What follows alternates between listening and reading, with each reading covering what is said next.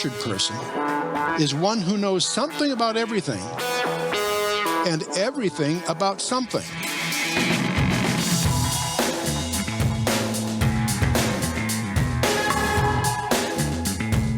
I'm trying to free your mind, Neo. But I can only show you the door. You're the one that has to walk through it. Our great war is a spiritual war. Our great depression is our lives. Blessed is he who in the name of charity and goodwill shepherds the weak through the valley of darkness. For he is truly his brother's keeper and the finder of lost children. The question was, what did you want to be?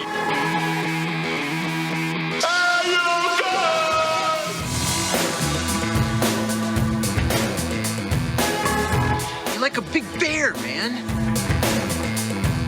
I like it a lot. What do you mean funny? Funny how? How am I funny?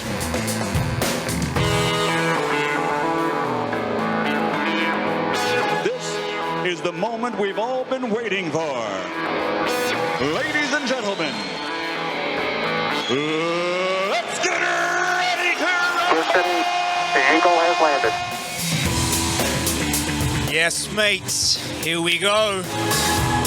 Welcome. It is Wednesday, the 7th of July. You are now listening to and watching TAJ Talks, the home of capturing conversational tangents, made in the UK, recorded live and unedited, and going out all across these great British Isles.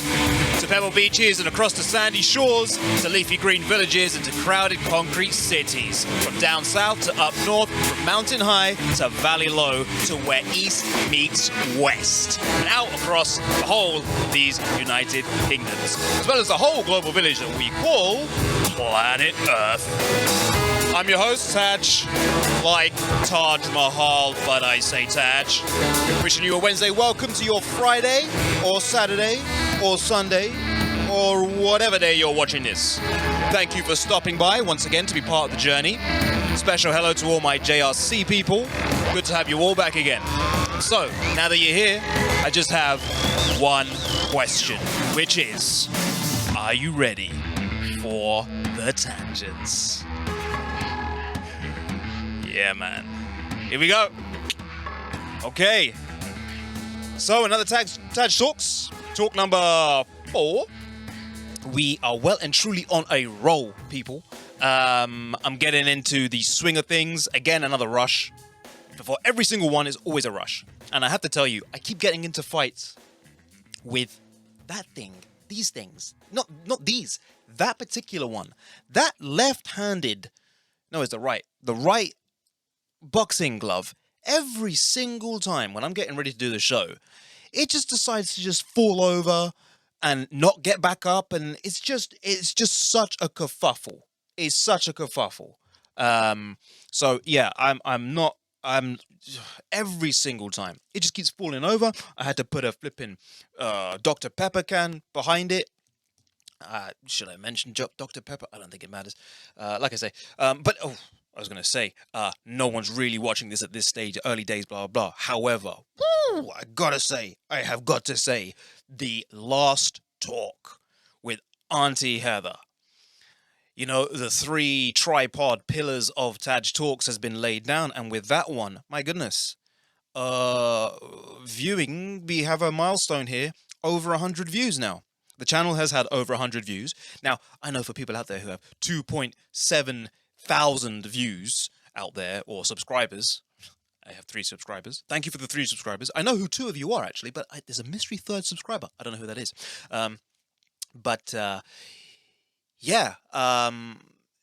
For this channel, this is over 100 subscribers. But with that one video, with that one talk with Auntie Heather. Now, I don't know if that's Auntie Heather and her family and friends who've been watching it, who've made that. It could have just been passed around, you know, she may have shared the link with others. Or it could have just been Auntie Heather just checking in once it was published. She loved it. She loved the whole thing. We were talking about it afterwards. She's really encouraged me to just keep on with this. Maybe all those views were coming from her. She was checking it out, but or family and the friend, whatever. But it's jumped up. It's jumped up, and I do find it hard to believe that it's jumped up by over 50. No, what would that be? 100%, over 100%. Because whatever the views I had on the channel up until that talk, it got doubled. It just doubled, and it happened in the shortest period of time. Sorry, I got something in my mouth. Something weird has just decided to. I'm so sorry. What's that about? Sorry. Something weird happened with that. With amazing, not weird. Weird is amazing. And it really just made me feel like she really came here to bless that show. We didn't actually do. I'm going to ask her to actually bless the show in a very conscious way. But I found out as I was watching the thing, and I realized it as I was editing it. I went, "Well, there was a little blessing there in the thing that I read from the Fountainhead." So anyway, amazing what that one talk has done in terms of just pushing this, in terms of making this, and making me feel as if like, yeah, man, just keep going, because it's getting there, So I just want to say thank you again to Auntie Heather, and you know what, ladies and gentlemen, she will be coming back. She's already expressed that interest. As I say, she's well on board with this whole thing. And thank you also, Uncle Lee, who left the feedback. So yeah, Auntie Heather, Uncle Lee, these two amazing people. I just want to say thank you for your support and encouragement. Hopefully at some point in the future we will have Auntie Heather is looking to forward to be back, and maybe I can even get Uncle Lee. How would that go down? How do you think? Obviously, it's not going to be a surprise for him now. He knows what it is, and I'm not pulling that surprise on anyone again. As you saw in the last one, for a moment, I really was thinking, oh my word, this is not good. Her reaction was, it was just complete shock, to the point where I was, is that good or is that bad? Anyway, it would be great, I think, to get Uncle Lee onto this, and we can have some good conversations as well, theological conversations. That's the thing that I have with Uncle Lee, particularly more so than anything. We really can get into church theology, church sort of the walk with God on a personal level, on a corporate level. So that's something else for another time, perhaps. Watch this space, Uncle Lee. Let me know if you are watching this and enjoyed the show with Auntie Heather, and if you want to see more from her. As I say, like, share, subscribe. Just checking all my levels over there, how they're looking. Yeah, they're looking good. Always a little bit concerning when the mouse is the wrong mouse. That's the first concern. And then, how many minutes? Jeez, 9 minutes in already? Wow. All right then. So, better get on with the show. So, okay, now, what do I want to say? Well, I want to say that today I'm definitely going to be doing a new segment in this first half hour. Why? Because this is one of those things which is, I'm hoping will happen more and more. It's inevitably going to happen, but breaking news is happening as this podcast is being recorded. So I'll get to that. Can you guess what it is? As I say, Wednesday, the 7th of July. What's happening today? Big news, and I saw it coming, but we'll deal with that towards the end. I need to just make a few other comments. So yeah, I managed to get this thing uploaded for the first time on time as well. So as I say, Auntie Heather's interview was not only a blessing in the sense of just being the sort of the full-on launch first guest, all that kind of stuff, and just having her here after so long of really wanting to surprise her with that, but yeah, it all fell into place in terms of getting it published on time. So for the first time, I actually kept to my promise, and in terms of publishing this on time. So it came out on time. So it came out on the 1st of July. Bada bing, bada boom. Hoping that happens more often in the future, and I can keep to that. But yeah, I'm starting to get the whole balance between this podcast and everything else that's happening outside of this podcast in life generally and work and all the rest of it. So hopefully I'm finding a way to get the balance right so that it can be a bit more planned. As I say, still rushing today just because it's not fully there yet. And today's one is going to be slightly different as well. Today's interview, he's on his way. He could turn up at any moment, to be fair. I mentioned at the end of the last one was... Oh, I just thought I heard a knock on the door. It's that thing. I am expecting a knock on the door from, as I mentioned, Pastor Pavle. Pastor Pavle. To me, he's Pavle. Pavlito, as I like to say. He's Pavle, but we'll talk about it. But that's who we have today. We have Pavle, a good friend of mine. We're gonna. Oh man, the conversation I had with him yesterday in terms of, as I said to you at the end of the last podcast, I said I'm going to have to give him a heads up as to what this actually is, following on from what I saw with Auntie Heather. And obviously the first time surprise really is, once that's done, it's done. But for each guest, I can't do that for every single guest because there's a whole thing about this is going to go out. You need to kind of get consensual agreement, all that kind of stuff. But the conversation that me and Pavle had yesterday, I'm looking forward to him turning up. I'm looking forward to the conversation that we're going to have. I'm looking forward to him sitting there where Bob is. Oh, and everybody say hello to Bob. Hey, Bob. Hey, man. How you doing, dude? Yeah, Bob is there. You doing good? I didn't even wait for your response, man. Sorry. Did I cut you off? Did I? Oh, yeah, that's right. You never speak. Silent Bob, everybody. I'm the Bob name is just, I'm thinking of so many other additional spin-off names like that. You know what I thought another name for Bob could be? Sideshow Bob. Shut up, man. I'm sorry. This chair is, it's like the chair wants to speak instead of Bob. Come on, man. This chair is just like, oh, now it doesn't want to speak when I'm trying to replicate it. But yeah, Sideshow Bob. How about that? Sideshow Bob. What have we got so far? Bodiless Bob? Headless Bob? Oh, clearly makes no sense. Silent Bob? Sideshow Bob. I'm wondering how many more Bob names we can get with Bob. Hey, perfect opportunity for, if you're liking this channel so far, if you enjoy what you're watching, if you got any comments, thoughts, feedback, blah, blah, blah, like, comment, share, subscribe, hit the bell notification icon or whatever that thing is. Yeah, get involved.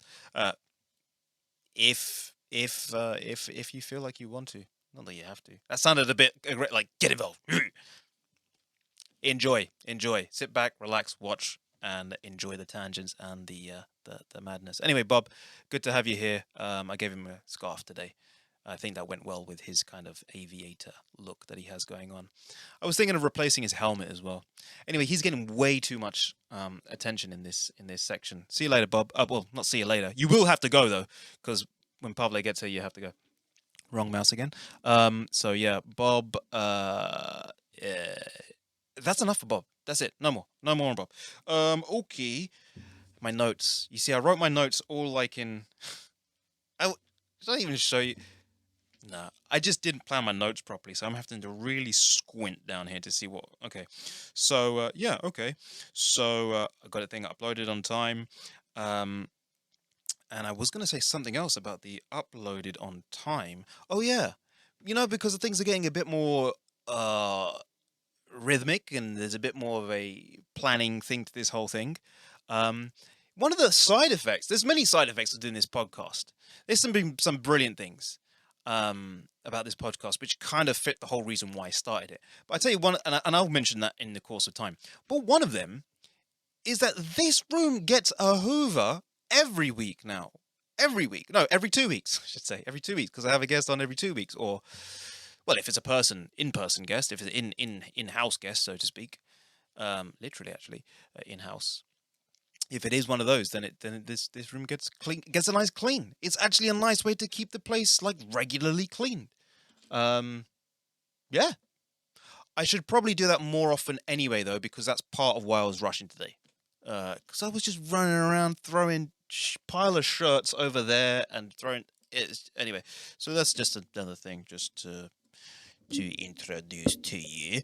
And I also mentioned last time. I mentioned that one of the other names that I wanted to mention in terms of here's another individual who helped me, and I mentioned last time an additional name, someone else who also was an inspirational person. Go and check it out, like, share, subscribe. Anyway, there's another name that I want to mention. Her name is Methuselah, and you know what? I think Methuselah was one of those people who really. I've only spoken to Methuselah a couple of times. I won't say much more than that because I'm hoping that at one point Methuselah will be sitting there, and Methuselah will actually share her story, and our interaction, how we met. But I want to say thanks to Methuselah. I'm talking about the boxing gloves as well. Methuselah with the boxing glove. You know, there's so much to talk to, but she was someone that I met. I say met. I met someone. Okay, came across, not in person. That's what I haven't actually met her in person. And it was such a random interaction, but it led to. She gave me such encouragement, the conversation didn't start off that way. It started off like, who is this? What is this about? So much aggression coming, and I don't understand it. And then kind of got past all that, and then I discovered who this person was, and I went, my goodness, this is amazing. There's the knock at the door. All right, I'm gonna have to do this live. 1 second, everybody. 1 second. I'll be back.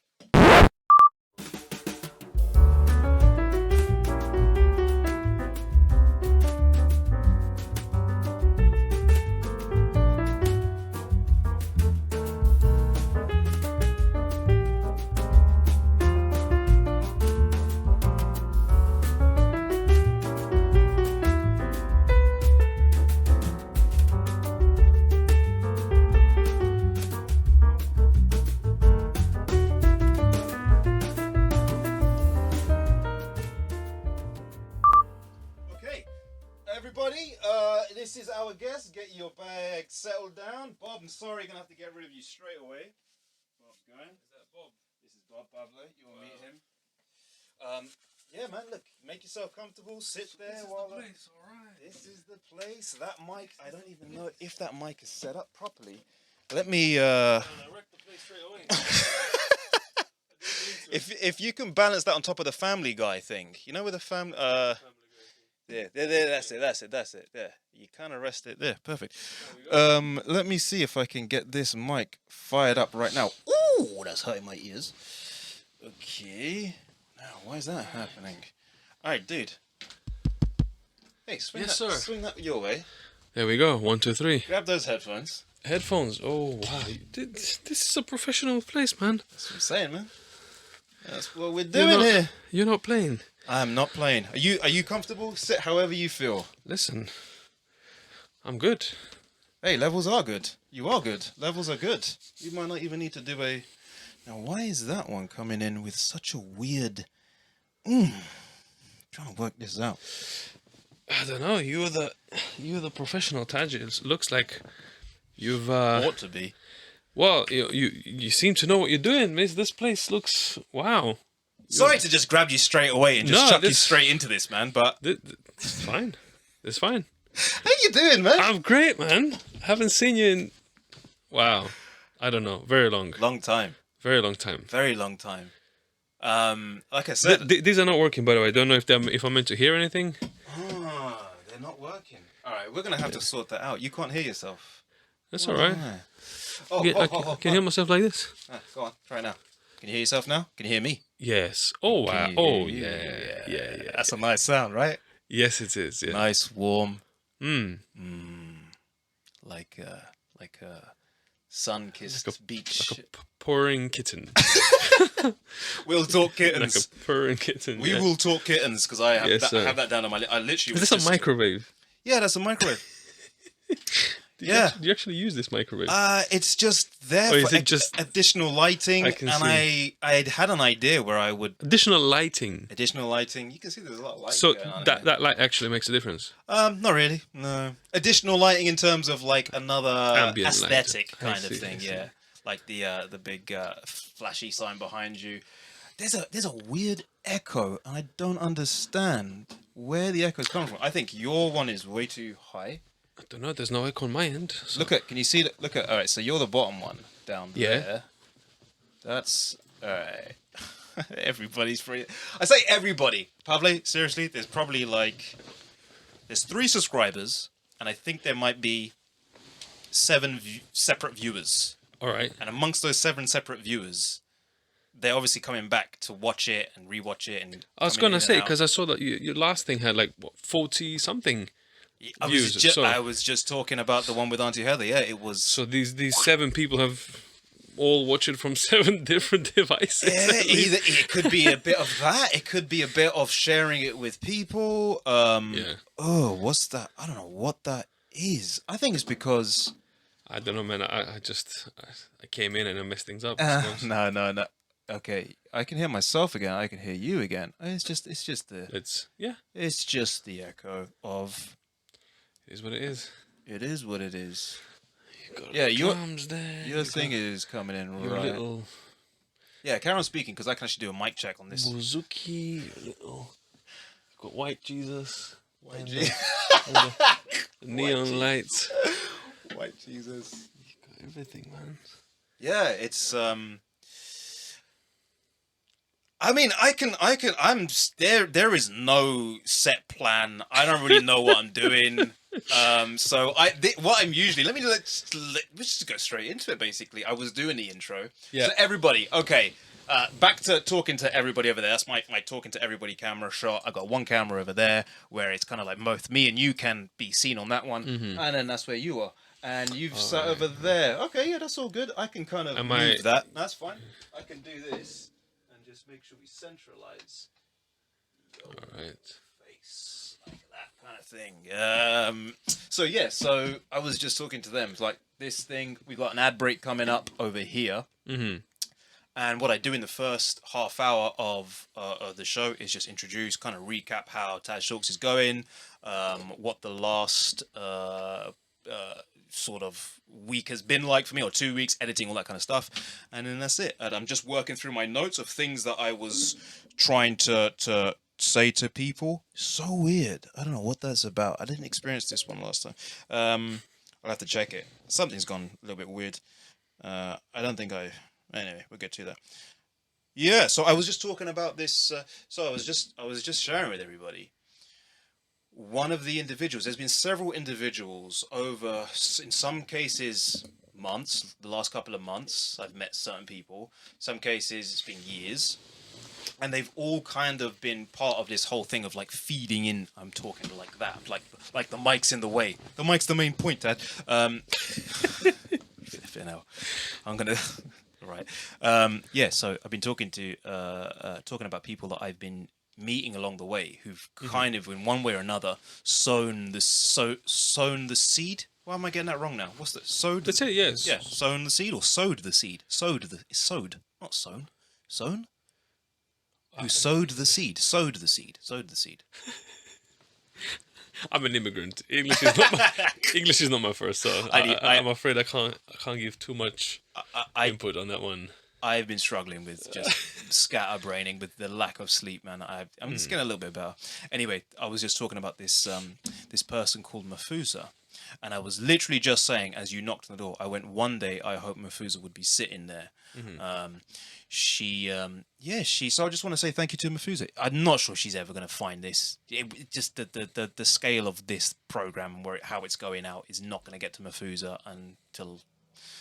Well, unless you reach out. I did try to reach out in the original way. Which is what you did last time. Man, you sorry, I kind of interrupted the explanation of how people end up here.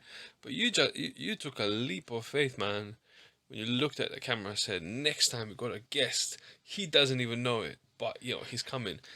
And I was like, and by the way, for everyone watching this, the way Taj kind of explained this is he didn't really. He just said, there's a surprise, but it's gonna take you 3 hours. This surprise is gonna take you 3 hours. I'm like, all right, and then it kind of, it was yesterday. Yesterday is the first time when you actually said what it is. It's like, you're gonna have to sit down and we're gonna talk. And the caveats are, it's for 3 hours, it's unedited, it goes straight to YouTube, yada yada yada. And I was like, Taj, that's a tall order. Like you're asking a lot, and the fact that you already announced it before even chatting to me, I have to say, like, I don't know if there's probably a point, there is a line, I don't know if it's a visible or invisible line, but there is a line that separates kind of courage, bravery, and faith from just madness. I don't know which side you're on, or if you're just kind of tiptoeing around that line, but hey, it worked out, so I admire that. So what I was saying, for that person, what's her name again? Auntie Heather. No, the person you said Mafusa. Yeah. So you never know, you can announce it now and it might happen the way it did this time. Yeah, I hear exactly what you're saying.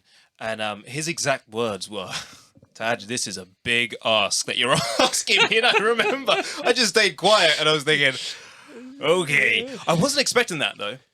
What? Your hesitation. I wasn't expecting that. And that was why I kind of let it kind of be a surprise as long as possible. Because in my head, I was leaning more towards, he'll be fine. I'm sure he'll be fine with this. Because it will just be... The only difference is that we're capturing conversations that we usually have on camera. We haven't caught for a long time.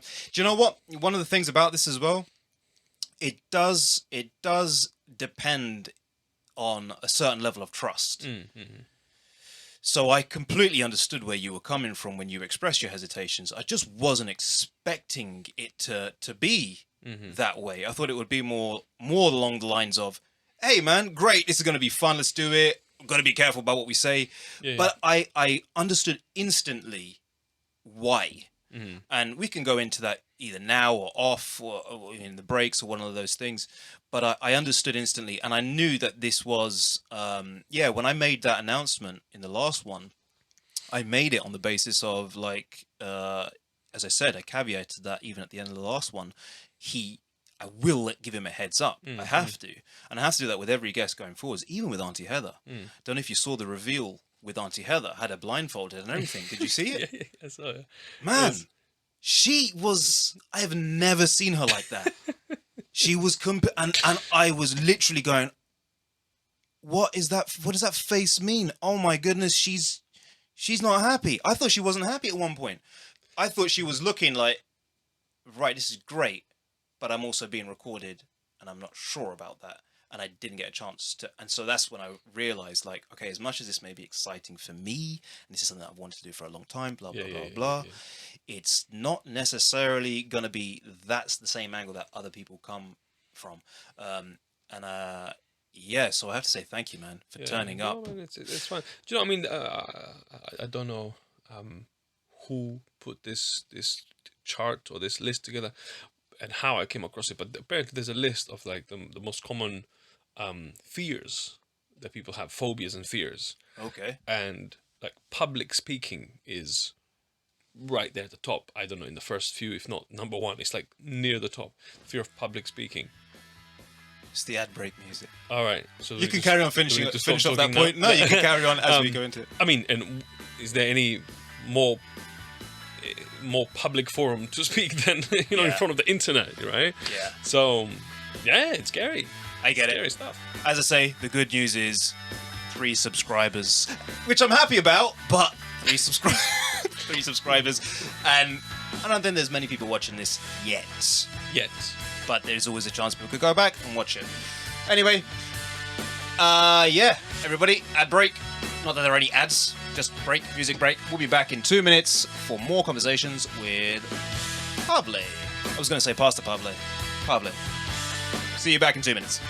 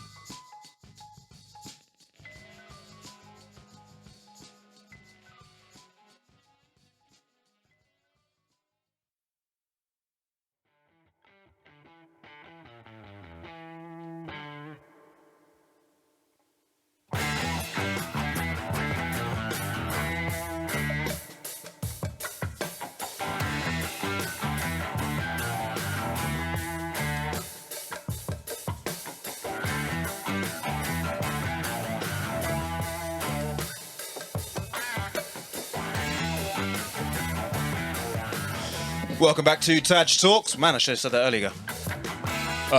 You're here with myself and Pavle. Talk number 4. Yes, man, I've been waiting for this for a long time. And just going to carry on with what we were talking about. So, obviously, Pavle's here. I'm so sorry, everybody. Something is going on. Early days, still working this all out. Oh, it's the headphone. So, mic level's fine now. Clipping. Clipping. Pavle, man. The first time I was doing it, it was just checking clipping levels. Yeah. It was. Anyway. Yes. So, what were you just asking about the... No, I was just asking because, you know, there's so many things to think about. Like you mentioned clipping, mic levels, earphone levels, lights, including the microwave, the way you've kind of set up the room, the cameras, the angles, the frames, all these things. Yeah. Obviously, like a lot of work went into that, and then even like listening to the little music, Yeah, the you little asking jingles. about royalty So I was free, like, oh man. wow, have you got like, is this Copyright. got copyright on this? Yeah, yeah. Royalty free. So I was just asking like how much research did you put into this? How much planning went into it, etc. Okay, so... Because it just from my perspective, who knows nothing about this type of thing, it just sounds like a lot, you know. So that's why I'm asking. Okay, so in the technical aspects, I went from knowing nothing like you. Around February the 15th was when I started this whole thing. I just started purchasing equipment. Mm-hmm. So in talk 2, I have on Skype. I have a very good friend of mine from London called Rav. I saw you had him on the screen here. Yeah. So had him coming in on Skype and then edit it so that you get the actual Skype screen kind of there. Yeah. So, because the idea is to get as much as I can to have face-to-face interaction with my guests, and you probably already know enough about me to know that I'm this kind of like weird traditional kind of old ways of doing things, you know, like not really being a social media kind of person. And if you're going to do it, I don't want technology to be in the way. But anyway, so I sat there on the 15th of Feb this year with Rav, and we were just sitting, we were catching up. I was down there in London, and I just went, Rav, I'm going to finally do it. I'm just going to do it. And it wasn't even said like that. I was going through something like personal, and Rav was just there, just kind of like witnessing everything that was happening. And then in the sort of aftermath of it all, I just went, do you know what, Rav? I'm going to start a podcast. That's it. I'm going to do it. I'm going to start not a podcast. I'm going to start the podcast because he'd been aware of it. He'd been one of the sort of main inspirations. Now, from 15th of Feb, that's when the nightmare began. Jeez, it was a nightmare, Pavle. Wow. I'm still learning. It's still, and you see, clipping. So, and now you can see levels are looking better, but now your levels are much lower. That's because I've been doing most of the speaking at that bit. Yeah. So it's been, the first talk was basically me talking about, again, I had no time to prepare content. I just thought, get this thing started because it had been in my head since the 15th of Feb in terms of an actual thing that's going to happen now. And then, researching royalty-free music, lighting, sound, the type of mics to get, all this kind of stuff. I had zero idea, and that's where Rav came in. And always was waiting there. He was always waiting to help me do this. He has a background in videography and audiography, and if that's the word, audiography, whatever. Makes music right now. So it was from 15th of Feb to where we are today, and it's an ongoing process. And Rav's been saying that he's been doing this. I said, Rav, how long have you? When did you stop learning? Like when did you kind of? And he went, Taj, I'm still learning. And he's been doing it for years. Wow, there's so much to learn. Getting the whole thing set up, the whole place being set up the way it was is just kind of like a vision in my head, which I pulled together when I just looked at the state of my room and I just went, right, if I want to do a podcast, where am I going to do it? This part of the room is the only place to do it. So how do I make it work? So that sofa used to be over here. It used to be kind of the other way around. That desk used to be against that wall. That used to be like my working desk. And then I used to have a TV screen over there. And I used to sit on the sofa and watch films, all that kind of stuff over there. And then bookshelves over here. And then I just had to sacrifice my sort of personal space for the sake of the podcast. And I just went, right, let's do it. And so, chucked that, so I got that behind me with that shot, and then everything you see here with that and the light and all that, and yeah, that's going on there. But yeah, it's been a. But I've got a feeling that in a sense, you said you sacrificed your personal space for the podcast, but a podcast, at least from what I'm understanding so far, is also a very personal thing to you. So do you really see it, like, can you speak of it as a sacrifice, or is it just True. an investment in your in your personal development and output for whatever you said was going on in February that even led you to the point of saying, okay, I'm starting this. It's almost as if you needed this. Yeah. So is it really a sacrifice then? No. So maybe sacrifice is too strong a word, but it definitely was kind of looking at this. This is the one place where I can call home, and like, if you have the holy and the holy of holies, like this is my space. And then I realized, well, like I say, at one point I would use this space as my sort of, not that I had been doing that for a while actually, because I got so busy with just work and stuff. But if I wanted to throw on Xbox or watch a film, all that kind of stuff, I just went, well, I'll never really be able to do that again in that kind of way. But at the same time, so basically just the idea that and even this, having guests come into the place where, people haven't even said this yet, but that's where I'm sleeping over here, everyone. So you can't see it, but literally the room has been carved up into 2/3 studio. I would say 2/3 studio, 1/3 a little bed on the side. And it's that thing of like, maybe sacrifice is not the right word, but there was this idea of, whoa, dude, what you doing, man? Because this is like permanent to a certain extent, like at least whilst you're in this place. Yeah. So yeah, you got to kind of give up certain. Give up again. It's not that kind of thing, but I get what you're saying. It's not as much of a sacrifice because you're right. It was a passion for me, and it is a passion for me. It's been a dream of mine, man, for years. That's why I had Auntie Heather on here, because I've been talking to Auntie Heather about this for years. Yeah. And so to have her here when I was so excited to see, like, Auntie Heather, remember that thing? And if you saw that particular part of it when I said, do you remember it back in the day? I used to say to you, if I ever have my own radio station, back then it was a radio station, that this is what I'd want to do. And I wanted to see her response and all the rest of it. And so now that it's all happening, yeah, no, I love it. And you're right, it does feel like this is something that I needed, definitely. And I know it's something that I needed. Yeah. So, but yeah, man. But yeah, I think it's with a lot of I don't know what to call them, activities or endeavors that that one is passionate about. That line between private and public, personal and work or whatever, it kind of gets blurry. I can definitely speak about that, because as a pastor, for the 3 subscribers who might not know, I work as a pastor, and in this line of work, see, even calling it work, are we in trouble? What happened?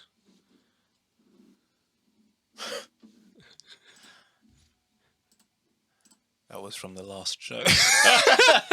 that was leftover files from the last show. I was like, are we in trouble? No, what's going on? We are not in trouble, and I don't think they would have heard that. All right. No, cool. No, we just heard something from the last show, everyone. Sorry. No, I was just saying, like, it's Yeah. sometimes difficult to define, what is your personal time, what's your professional time, what's your public life, what's your personal life. But I do think it's important to keep those things separate, for a number of reasons. For example, in a public relationship, if I have a personal friendship with someone in my church, that's a different dynamic. Well, if the relationship is public, I'm their pastor, they are my member, they're my parishioner. There's accountability that's included in that public relationship. Whatever is said and done, they can hold me accountable as their pastor, right? Whereas when the lines get blurred and we're now just friends, then it's weird if you now introduce the public element to it and you try to now impose some sort of accountability. Wait a second, I thought we were friends. Was it not genuine this whole time? So in a sense, it's almost as if you actually don't want to have friends. You don't want to have friends because you want to keep everything clean, etc. But then this is a very lonely existence, if you don't have friends, if all your relationships are just public, you know. So even coming here, you know, even you yourself kind of hesitated a bit, you know. Should I say Pastor Pavle? Should I say Pavle? You know, right. So right. am I coming here as the pastor of a church representing, you know, the institution I work for, the people behind me? Am I coming here as your friend? Right. You know, right. These lines can sometimes get blurry. So even for yourself, think, you know, is this my studio? Is this my bedroom? Is it both? Is it both at different times? I don't know. I'm trying to figure it out myself. Like you said, early days for you as a host of a podcast. Early days for me as a pastor. I only started doing this kind of in a professional way, in a remunerated way, for money, basically. Just in October last year. Before that, I was volunteering. I was, you know, involved in different things, but it wasn't a full-time thing, and I'm still trying to figure it out. But I do think it's important to have a clear line, you know, what's private, what's public, what's work, what's pleasure, what's, you know, because it just gets confusing. And you might, I'm not there yet, thank God, but, you know, I know people who have come to a place where what they do, even though it may be enjoyable, it just consumes their whole life. Yeah. And there's nothing left. All there is just their public persona, or their profession, or, you know, their calling, service, ministry, whatever title you want to attach to it. But basically the stuff they do for others and for a living, that becomes their life. That's not a good place to be. So, you know, I love that you're doing this, but when these 3 become 3,000, 30,000, etc., you know, hopefully, you know, it shouldn't be your life. It's part of your life, but not your whole life, you know. You see, so what you're saying is something which I think was part of the reason why this is happening now and didn't happen in 2012, at least 2011, when Rav started to really talk about TAJ, do something on YouTube, your own channel, blah blah blah. We're having fun, we're having a laugh as a group of lads. We'll go away, we'll have a laugh, and I'll do stupid things, and Rav will turn around and be like, TAJ, you got to do your own channel. And I think it was that whole thing where I was also kind of thinking, because again, coming back to this whole thing about social media, that's my whole thing about social media. I'm still of that kind of opinion of like, why does anyone need to share what they had for breakfast? Yeah, I remember how hard it was to even convince you to install WhatsApp. Guys, TAJ was notorious to reach. Like, it was so difficult to reach TAJ, and it's just because he would not install WhatsApp. No, I wouldn't do it. He resisted it for the longest. I wouldn't do it. And even when he did, you didn't even tell me. You didn't advertise the fact that you now had WhatsApp. It was purely business. It was because I was working a place where he was just... And you know what? No, sorry, hold on. No, it wasn't... No, I think it wasn't even work in the end. No, I'll tell you what it was. So even work tried to get me to do it. And you still wouldn't. And I still said no. And they were so good enough to just be like, okay, we'll find another way. It's when you got that new phone at the time, and then you installed WhatsApp on it. When I finally got an iPhone. An iPhone, yeah.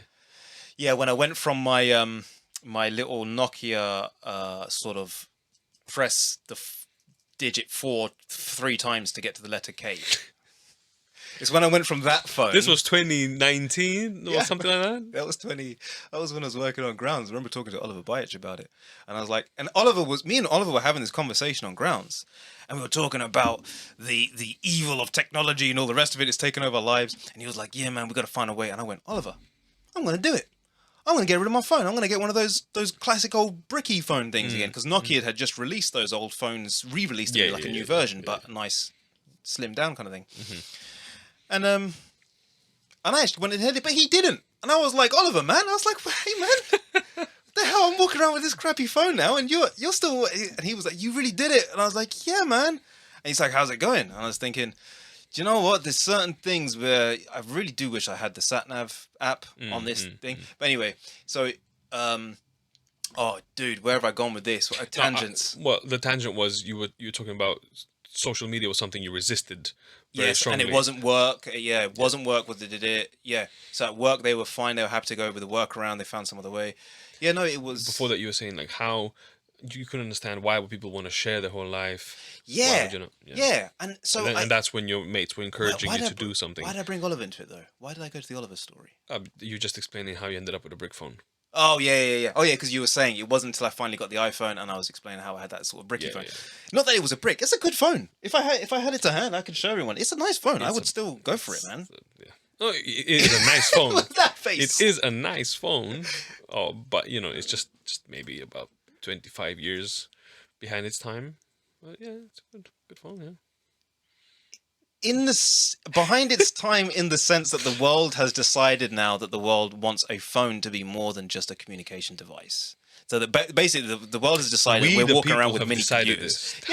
There's no conspiracy. The world did not give this. I don't say it's conspiracy. It's not. It's the signs of our times. We're living in. We wanted this. Well, hey, we didn't actually want this until Steve Jobs told us we wanted this. Hey, come on. Yeah. The iPad? No one wanted the iPad. He came along and went, "You want the iPad?" And they went, "Okay." We didn't have to buy it. That's what I'm saying. We chose this, Taj. Did we though? The marketing power of these. Nah, I'm a firm believer. This is the new gospel I'm bringing, right? The new gospel. 'Cause just recently, we're on a very long tangent. We need to go back to what you were saying. Yeah, we've got to come back to this. Your mates why and I how eventually you got it. exactly. Why eventually, Yeah. But I just came from not this last week, but the week before. I was at a training, kind of intensive training for the whole year, the whole week, up in Birmingham, for community organizing, and one of the main kind of principles, one of the main universals, whatever it's called, methodological assumptions, is that everyone has power, right? It's just how that power is organized and how it's used. And that's how things happen or don't happen. Change happens or doesn't happen. Okay. We have the power to decide whether we want smartphones or dumb phones. And we've used our power, our purchasing power, our decision-making power, to choose smartphones. We can't blame this on Steve Jobs. We did this. Yeah. And we have the power, and we have power to overturn it. Yeah. It's just that we need to organize, because if I, as little old Pavle Trajkovski, decide I want to go for a dumb phone now, my life will be difficult. Right. I would need to make sacrifices, changes, etc. Oh, we're way too far in. If I convince, everyone that I work with, let's just say, everyone in my 2 churches and everyone in my institution, all my employers, etc. If I convince all those people, and if I convince all my family and friends to switch to dumb phones, I would not suffer at all. Right. Because all the people that I communicate with on all the different messaging platforms, etc., and all of that, are now switching to a different form of communication, phone calls and maybe the odd short text message. So I would not be suffering, right? So, but it's because I've organized, we've all come and we've decided we're going to use our power of choice to switch to a different form of communication. So what I'm saying is, as an individual, yourself as TAJ, probably you have no power to change the world of smartphones and communication, but all of us collectively do. And collectively we have chosen this because we're not organized, and maybe someone with I don't know, the marketing genius of Apple behind them, they can convince us this is what we want. But ultimately it's our responsibility. See, here's the thing. Maybe I agree with what you're saying. So many implications of what you're saying as well. I have so many things I could say here, but let me keep it simple. The ability of Steve Jobs, the genius of Steve Jobs, let's say, was that perhaps he was able to see what we wanted before we realized we needed it. Maybe not even wanted it, but maybe it's more of he saw a need. It could be that. It could be that's what's happened with Steve Jobs and the whole the kind of you need an iPad now kind of thing. That's a very distilled version of many of the thoughts that I was going to say. But the other thing as well, just what you're saying makes me, and I'm listening. I'm going, yeah, that makes sense. But I'm also going, whoa, wait a second. That's the first time I'm just realizing. However, if you wanted to be an outlier in whatever sense, there's a certain point when throughout human history, because the collective whole has moved in a certain direction, you would just not, like, practically, you're not going to be able to carry on in your outlying choice, whatever that choice is. Because the collective, and if you decide to do it, you can do it, but it's going to be difficult, painful, maybe, in whatever that choice is, if it's a sort of a standpoint, a principled point of view, let's say. But it seems to be that starts to then raise up some philosophical questions, such as, wait a second, what is our free will if it's actually governed, the exercise of your free will, the ability to exercise your free will, is ultimately governed by what you can actually exercise as determined by the collective whole.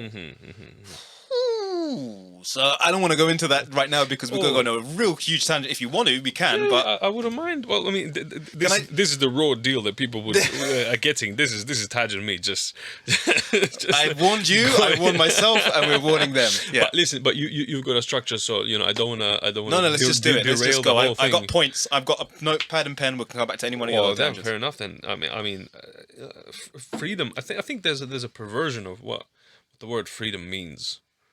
At least in popular usage, freedom as defined as just the ability to choose between options, right? And make that as random as you want. That's not the only way, and definitely, in my opinion, at least, not the best way to define freedom. I mean, and freedom is always determined by what you said earlier, what's actually available, right? Things that are outside of your nature, right? As a human, you're just not free to do. Simple as. You're not free to go down to the core of the earth. Right. You're free in theory, in print, but in reality, you're not, because you can't be there. You're just not made to be there. Your body cannot withstand certain atmospheric pressures, certain temperatures. You will melt, you will burn. You don't have that freedom, So, likewise, you don't have the freedom to live alone, because you can't. Right. You're just physically, and in many other senses, like psychologically, mentally. Wow. You cannot live alone. The most extreme forms of like monasticism practice that we know of in history. There we go. But these guys, I told you about them before. These guys called Stylites. Right, so they would literally climb or be helped to climb on top of a pillar. Okay. And they would just live on top of a pillar. I think you might have seen something similar in like some anime, like Dragon Ball or whatever. Like these people. That when you say pillar, are you talking about like a very thin pillar, like a Roman column pillar type thing, or a bigger, like a natural rock face type pillar? Both man-made and natural pillars, but like you would just be able to get up there and sit, and that's it. What are these people called again? Stylites. Stylites. Okay, they would be helped to climb on top of a pillar. If they can't climb themselves, someone would help them climb up there, and then that's it. They just sit there, and this is their form of devotion.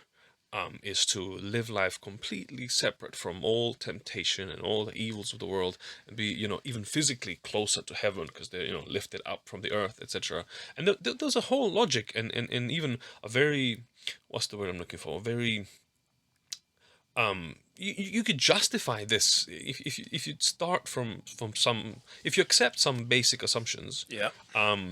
You can, I can see how this makes sense. Okay. I could argue for this theologically to a certain extent, but even in this vision of extreme, separation from others, from the world, even they did not live alone, because first of all, they were fed by others who would come and bring them food, because otherwise, there's nothing to eat on a pillar. Right.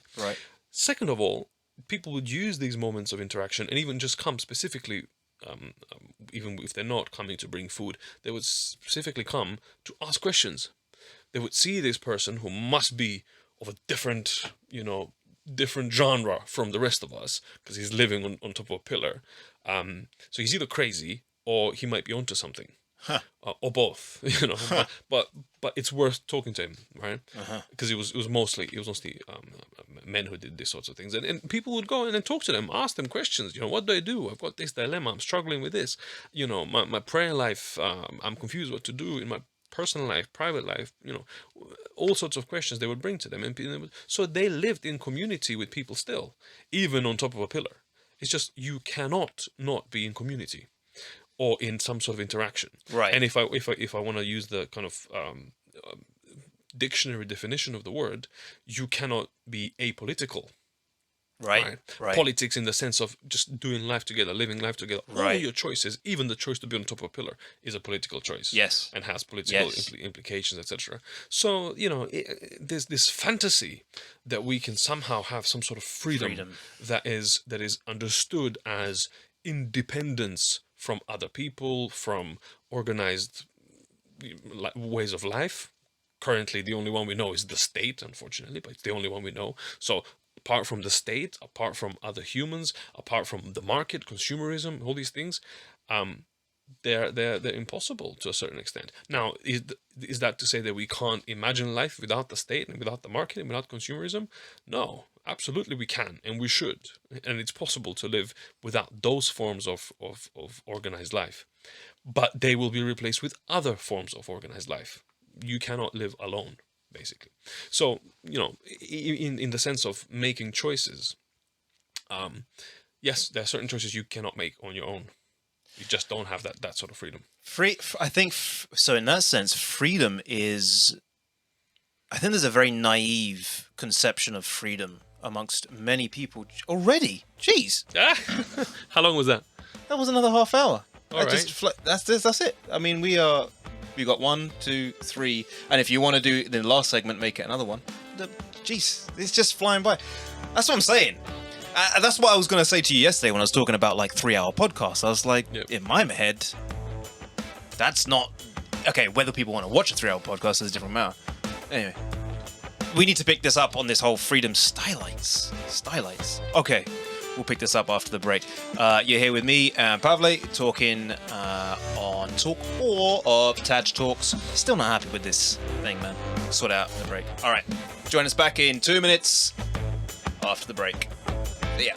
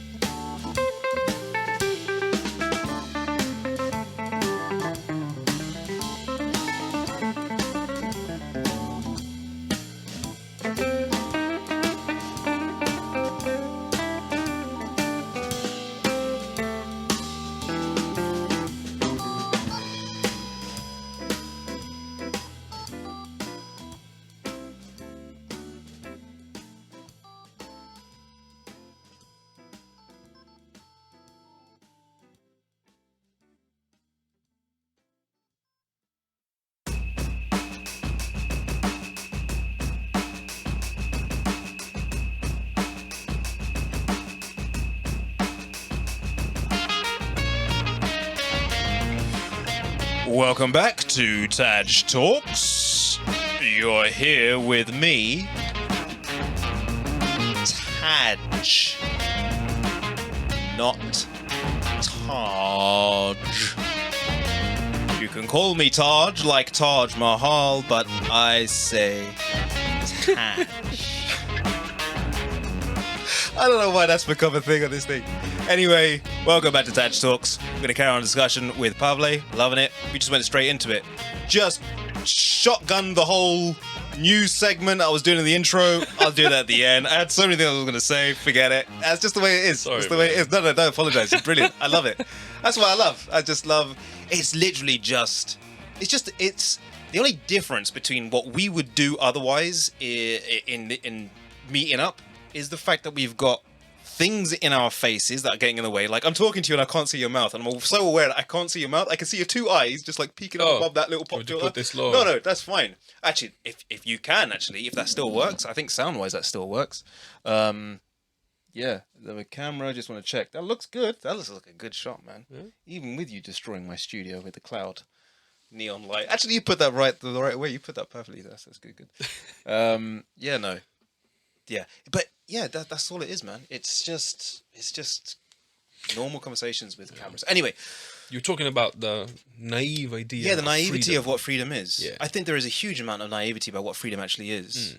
And I really first started to understand this when I joined the church, this church. Talking about the adherence to and the importance of law. And as I came into this church, it was the thing that attracted me to it. And then as things started to progress, I had this, and I think this is also the thing about the naivety of understanding what the gospel message means as well. So it's kind of in parallel, but not to go into the faith-based side of it. I don't want to distract from this point though, let's just talk about the very particular point of freedom itself. I think it's a very naive thing to think that freedom means that you can do whatever you want, whenever you want, and no one should stop you. One of the thoughts that I've had just recently, just came to my head just during the last kind of week, was you're free to do anything you want, sure. That doesn't mean that you should do anything that you could want to do. Let alone whether you should even want to do what you want to do. But the freedom, I think there's something that's happening when we're talking about this kind of stuff, when we talk about like the possibility of drilling down into the core of the earth, right? You're free to think that thought. You're free to imagine, sure, by all means. But as you said, you are limited, that freedom is limited by the ability for you to actually do that. I mean, let's say you did develop a drill and you could do that, and you went down to the core of the earth. Okay. You're not free to do that without wearing some kind of protective, something metallic kind of alien suit that is going to protect you from the temperature of the core of the earth. If you believe in the earth has a core. Let's not go into hollow earth theory. Is there a hollow earth theory? All right. Yeah, there is. I'm aware of flat earth theory. I'm not aware of hollow earth. Oh, mate, you not heard the hollow earth theory? Oh, man, I'm missing out. Jeez, that's... Mate, I tell you. I'm missing out. It was videos and other podcasts and radio shows that cover topics like that that put the thing in my head when I want to have my own radio show so I can talk about all this crazy stuff. Yeah, the hollow earth theory is something, man. I'll put that down as something. We might not be together. You might need a separate guest for that. Yeah. Someone who's an expert. Yeah. Someone's been there. I'll see. I'll just follow it. I won't go into it now. But let's say, if you believe that there is a molten thing, some people don't. Admiral Byrd. That's all I'm going to say. Admiral Byrd. JRC people out there, you know what I'm talking about. That freedom is limited. Now that makes me also wonder, like when it comes to the churches kind of things, about like what law is. And let's go outside of church and religion and anything. The nature of our existence seems to be that there is some kind of, there are rails and guidelines and guardrails, I should say, is what I'm trying to do. Guardrails to this existence that we have, whether we have created those things for our own benefit and the benefit of each other and how we interact with each other and safety and laws and whatever you want to just talk about, or just the certain things. You just can't do certain things. Now, and do you know? But the thing that's even it's connected to that. It's even more interesting to me. It's not even whether you have the freedom to do what you want to do, but whether what you want to do is really a free choice. Did you really choose to want this, or like, is there something governing your wants in the first place? You know, and if there is, then whatever choices you make in terms of behavior, etc., are they really free? You know, let's go back to the example of you know Steve Jobs and iPhones, etc., etc. Yeah. So if I want an iPhone or a smartphone of any make, right? If I want that, because that is, number one, going to make my life so much more convenient, practical, etc. It's also a status symbol. It's also, you know, it's going to prevent being bullied at school, because, you know, people are not going to think that I'm the poor kid who can't afford, or the dumb kid who can't figure out how to use it, or whatever. So I'm not being. It's going to prevent bullying. It's also, you know, I tried to do that without making. That was never going to happen. It's gonna give me some sort of sense of satisfaction, etc., etc. If all of these things are included in my want, was there ever a universe in which I wouldn't want, or you know, can you imagine a scenario where I don't want it? And if not, then is it really a free choice, or do I just have to have it? You know, to maybe use a different example where it's even more apparent, like, let's say I've got I don't know, some sort of mental health issue, right? And for whatever reason, you know, my perception of reality is peculiar to me. It's not shared by you and maybe other people, right? So now I'm engaged in a pursuit of something, right? But in my mind, if you are limiting me from pursuing that or reaching that, whatever, if you're limiting me in some sense, you are restricting my freedom, right? But am I really free if I'm compelled to do something which other people are not, right? If it's something that's in my head, in my brain, in my being, compelling me to do something that I didn't choose to be there, right? So do I even have the freedom then? Or am I just guided by these, whatever you want to call them, urges, wants, needs that I never chose, right? Or had no input in? I don't know if you see what I'm getting at. So to use a Christian, you know, prism or lens to talk about this, because that's the one I'm most comfortable with, because that's you know what I read and consume and and you know most on a daily basis. You know, if there is such a thing as sin, right, that clouds our decision making and our wants, etc., are any of our choices really free, so long as there is sin, right? Let's give you a few examples. Who's like the most evil person you can think of? Don't say the name. Don't say that name. Choose a different one. Mugambo. Who's that? Mugambo sounds like some sort of African dictator. No, he was this evil man in this who was played by an Indian actor called Amrish Puri, who shared the same surname as me, who actually looked like my dad as well, funny enough. So we always thought he was related to him, in a Bollywood film called Mr. India. Okay, so what's the plot? Put people in lava and everything. What was the plot? What was he trying to achieve? I think he was trying to set off nukes. Why? You know what? I probably should have picked a better reference point, because that film was so long ago and it was so cheesy. I think he just wanted global domination. I don't know what it was. I can't remember what it was. But he was just a very bad man, wanted to set off nukes. Yeah. I can't remember if there was like a other world power. What was his name? Mugambo. Let's talk about Mugambo, played by Mr. Puri himself. In his vision, I mean, I probably need to watch the movie to understand. It's a brilliant movie, right? But you know, in his vision, and if you take any villain from any movie that we can think of, right, in their vision, what they're trying to achieve, right, which is either world dominance or whatever, a different world, is actually, in their view, good. Right? They're trying to. So they are aiming at what they believe is good. Yeah. Right? And they don't have a choice in the matter. We cannot help but to aim at what we believe is good. to be focused on, to have as our goal what we think is good. Right. So you do not have the choice. Your brain, like we said earlier about your body not being able to go to the core of the earth, your brain cannot put you on a track towards anything other than what you think is good.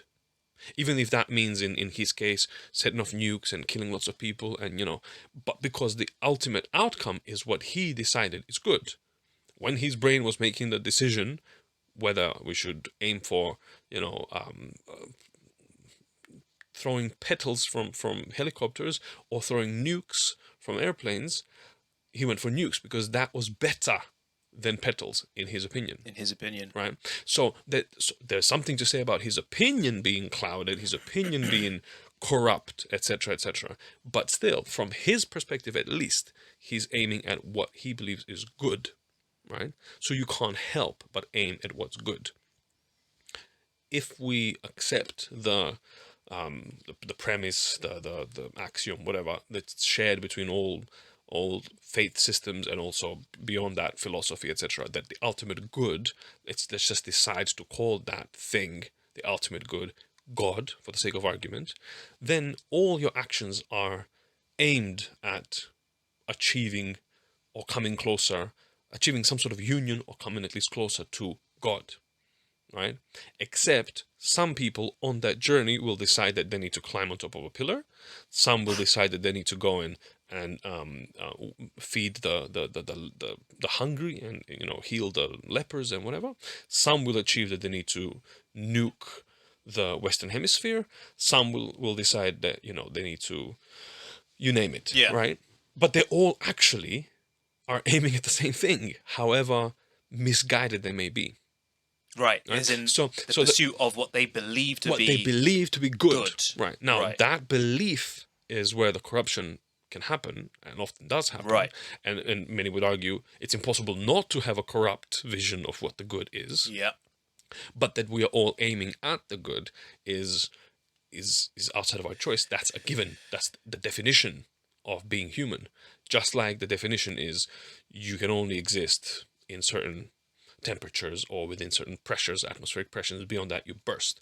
So you don't have a choice in that matter. So even in this matter, you don't have a choice but to spend your whole life trying, as misguided as you may be, but trying to come closer to God. That's it. You don't have a choice. I get what you're saying, and it's something which I would say, rather than that choice being sort of an inherent part of your DNA, so to speak, your perspective on life is kind of, that's just the way I see it. I would say maybe you developed Magambo. He decided at some point that he had this awesome thing. I thought it was amazing. He used to go to Magambo's palace and he'd be sitting there on his throne and he'd be strumming his fingers like that. And when someone ticked him off, he would push a button and then this floor would open. And it would fall in there. And no, it wouldn't even be falling. It would just be like the floor would open and it would just be like this hot lava. Are you still destroying my studio? No, this was my water bottle that fell. So he would open up this floor and it would be hot, like burning acid water in there. And right. he was like basically like the Austin Powers Dr. Evil thing, but it wasn't satire. It wasn't comedy. It was like genuinely a Bollywood evil. take on Doom. He played the bad guy in the Temple of Doom, Indiana Jones and the Temple of Doom.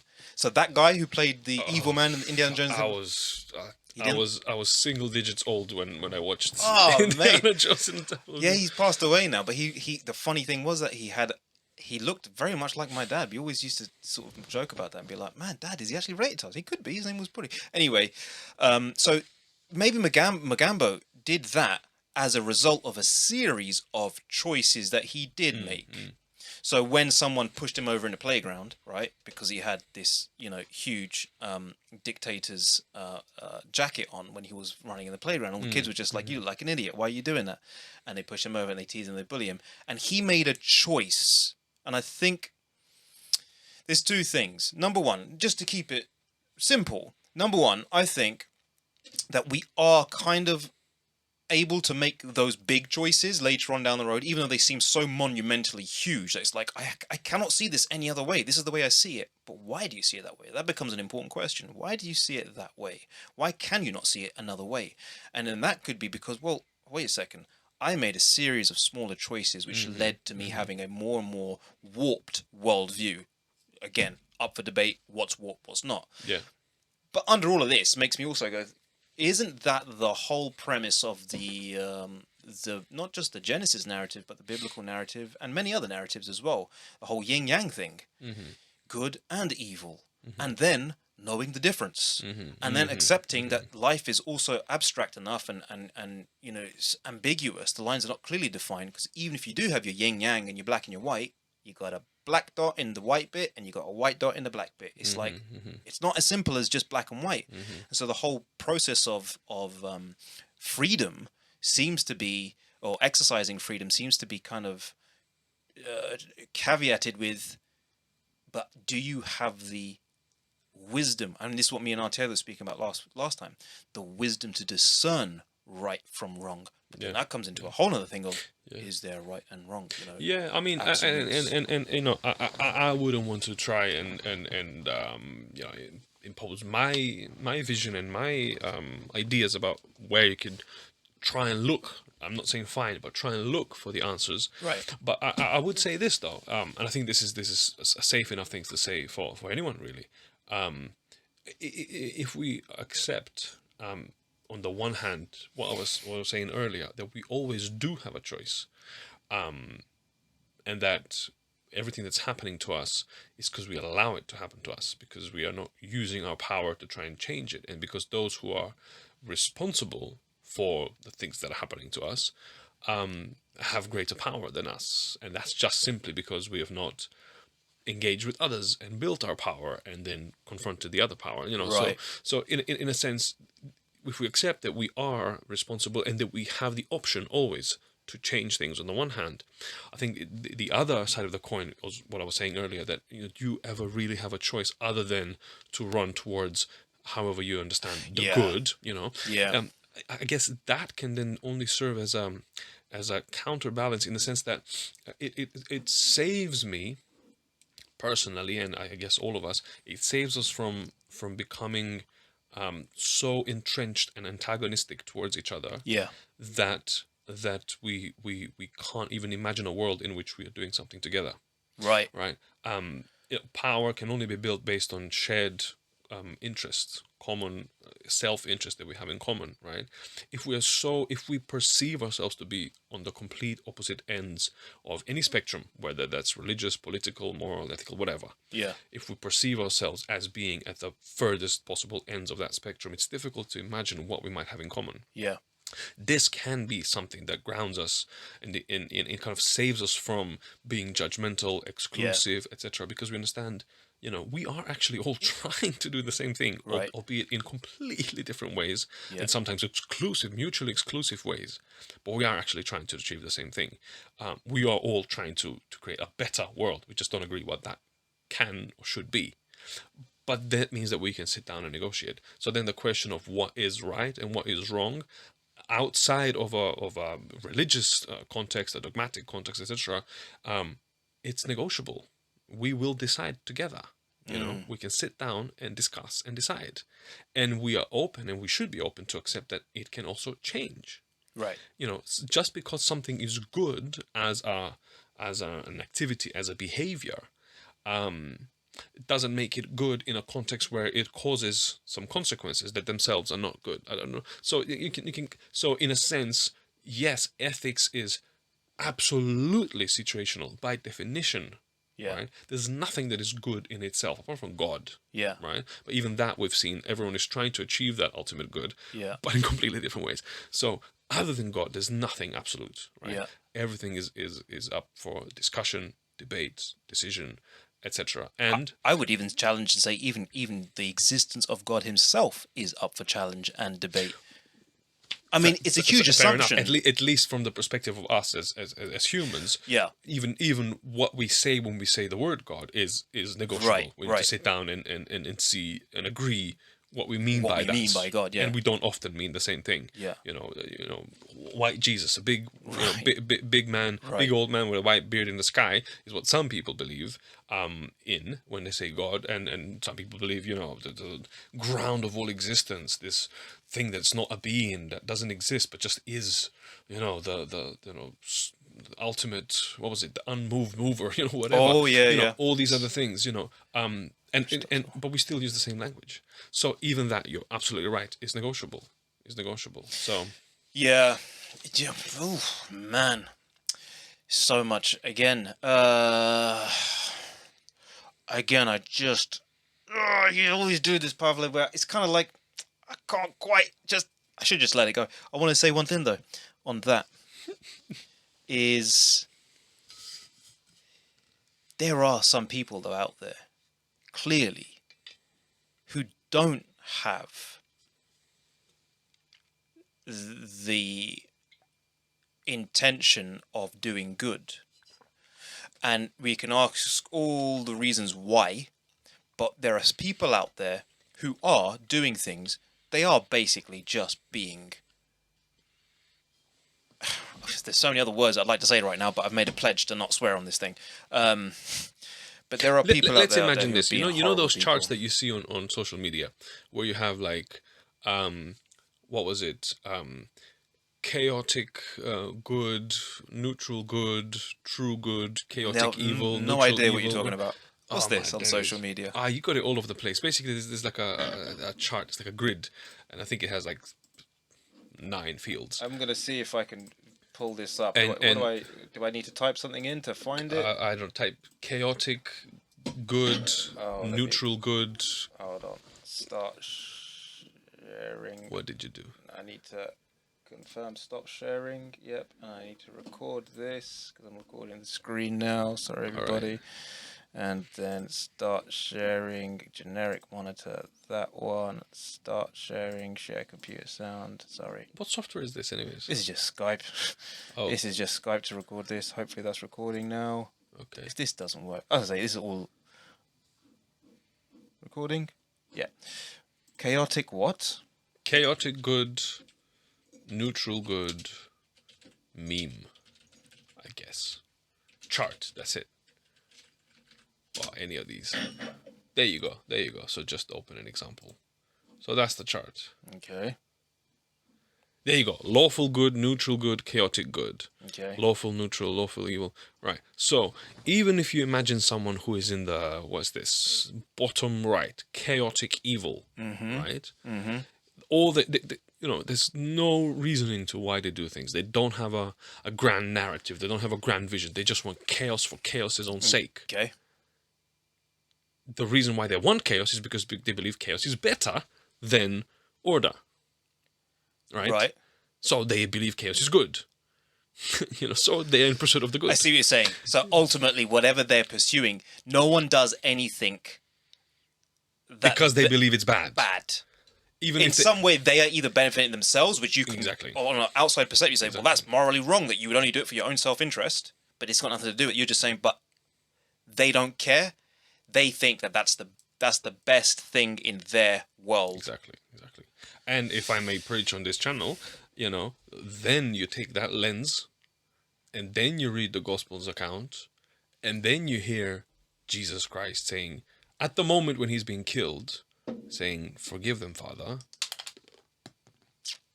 Oh, that was the hand from the Lord of the Rings guy. Yeah, I stuck it on with blue tack. That wasn't you. That's fine. Oh, thank God. Forgive them. Because they don't know what they're doing. They think what they're doing is good. I've been mulling over that statement recently as well, to be fair. Yeah, don't worry about it. I'll find that later. Yeah, I get it. You know what? And it's so liberating in the sense of not liberating, not the right word, comforting. When you realize that the divine, at least in the story of Jesus, the account that we have, is portrayed as someone who, I get it. That's basically, it's kind of like, he's looking at everyone and going, I get it. Yeah. I know why you're doing this. It's okay. I'm not here to judge. I'm not here to condemn. the wonderful thing about the John 3:16 thing is followed up by that passage that comes afterwards. And here is the condemnation. The bit before that, I think it's John 3:19. So it goes 16, and then I think it's in 19 it says, God did not send his son into the world to condemn the world, but that through him that the world might be saved. That comes a bit after John 3:16. And I think John 3:16 is the foundational gospel message, I suppose. If you want to, I heard someone actually saying that may not be the foundational gospel message. I thought, whoa. The idea that God is going, I'm not here to condemn. And that whole thing about why it then says, he goes to the tax collectors, the outcasts of societies, and the adulterers and the murderers and the thieves and the people that he picked to be his group. Everyone else was looking at, but these are the worst of society. Why are you hanging out with them? And just everything in that. So it's a very comforting thing to take that on board. Yet, again, it doesn't detract from the nuances and this is what I'm saying, the naivety of thinking what freedom is. Where we started off talking about freedom and all this kind of stuff, and the naivety to think about right and wrong in the absolute sense. Well, at the end of the day, I still am responsible to myself, to other humans, and to God within the framework that I have, within the understanding of the good that I have. To do something towards it, like with and that's where the whole negotiation bit comes in. Like if I decide in my ultimate pursuit of freedom or whatever that my understanding of what's good is better or has priority over other people's understandings of what's good, I end up nuking the world. In the if take that logic to its extreme, right? I end up nuking everyone because everyone else is, what's the word I'm looking for? Everyone else is deluded. I'm the only one who's got the truth. Whereas you're saying this is the good grounding. Exactly. If I sit down and negotiate, say, okay, let's figure out together. I think it's that phrase, walk 100 miles in someone else's shoes to really understand who they are. And it's the whole concept of being empathetic. I think that's what it's all really about. Why have I got something there? That's weird. What's that I've recorded before? Strange. I've got no idea. No idea myself. Anyway, break music. We'll be back in 2 minutes. 2 minutes. Yeah. I'm getting the hang of it. It's kind of together. Good stuff. Back in 2 minutes with Pavle.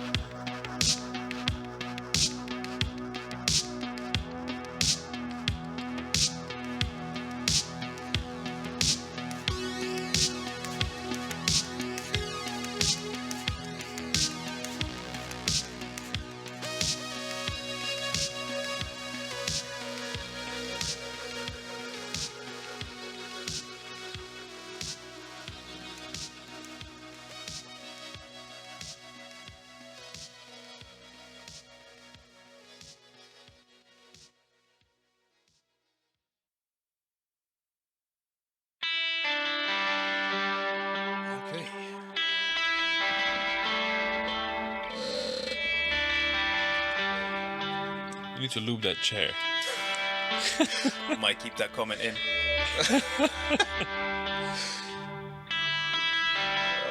No, it's the chair and it's this boom arm. It's both of them. Oh, okay. Chair squeaks. Anyway, welcome back to TAJ Talks. You're here with me, your host, Taj, like Taj Mahal, but I say Taj. I got a thing about that. I'll tell you why I say that. Because there was a guy at school, Mr. Quirk, and I swear he used to... I've mentioned it before. I swear he used to call me Tajesh on purpose, just so he could get a response from me. So when he was a strict teacher, and I'm going into a story right over the music. That is not the way it's supposed to be done. Sorry, I'm supposed to gradually ease you in after the break. Welcome back. This is TAJ Talks. You're here with me, your host. We're here for another half-hour segment with our guest, Pastor Pavle. And I timed it well again with the music. Lovely. Yeah, man. Pavle. I didn't even finish that story about Mr. Quirk. Yeah, I want to hear about the guy who called you Tajesh. He used to call me Tajesh. He was a really strict guy at school. He was basically, I was saying it to Rav when he was doing the interview with me, and I said he was basically the guy who ran that school. He was the head of sixth form, but he was basically the guy behind the scenes who ran. I think even the headmaster himself feared Mr. Quirk. So Mr. Quirk had that reputation. And then when he used to do the register, I happened to just be in his history class. When he used to do the register, I swear, man, he used to do it purposely. He used to go to that name every single time. And he would say, you know, because he's registered, you call out the name, you say, yes, sir, yeah, A-B, Tajesh. And sometimes he would just be like, Tajesh. Like waiting for a response. And I'm looking at him every time like, dude, I don't want to have to challenge the strictest teacher in the school, but you got my name wrong. So I would be like, sir, it's Tajesh. And he would be like, sorry, what was that? So if the name is Tajesh, yeah, why is the shortened form not Taj? Yeah, it's true. That's where I'm the contradiction. How would I even say it? Tajesh. I would say it's Tajesh. I don't even know how I say my name. I don't like my name. That's why I'll call you Pavlito.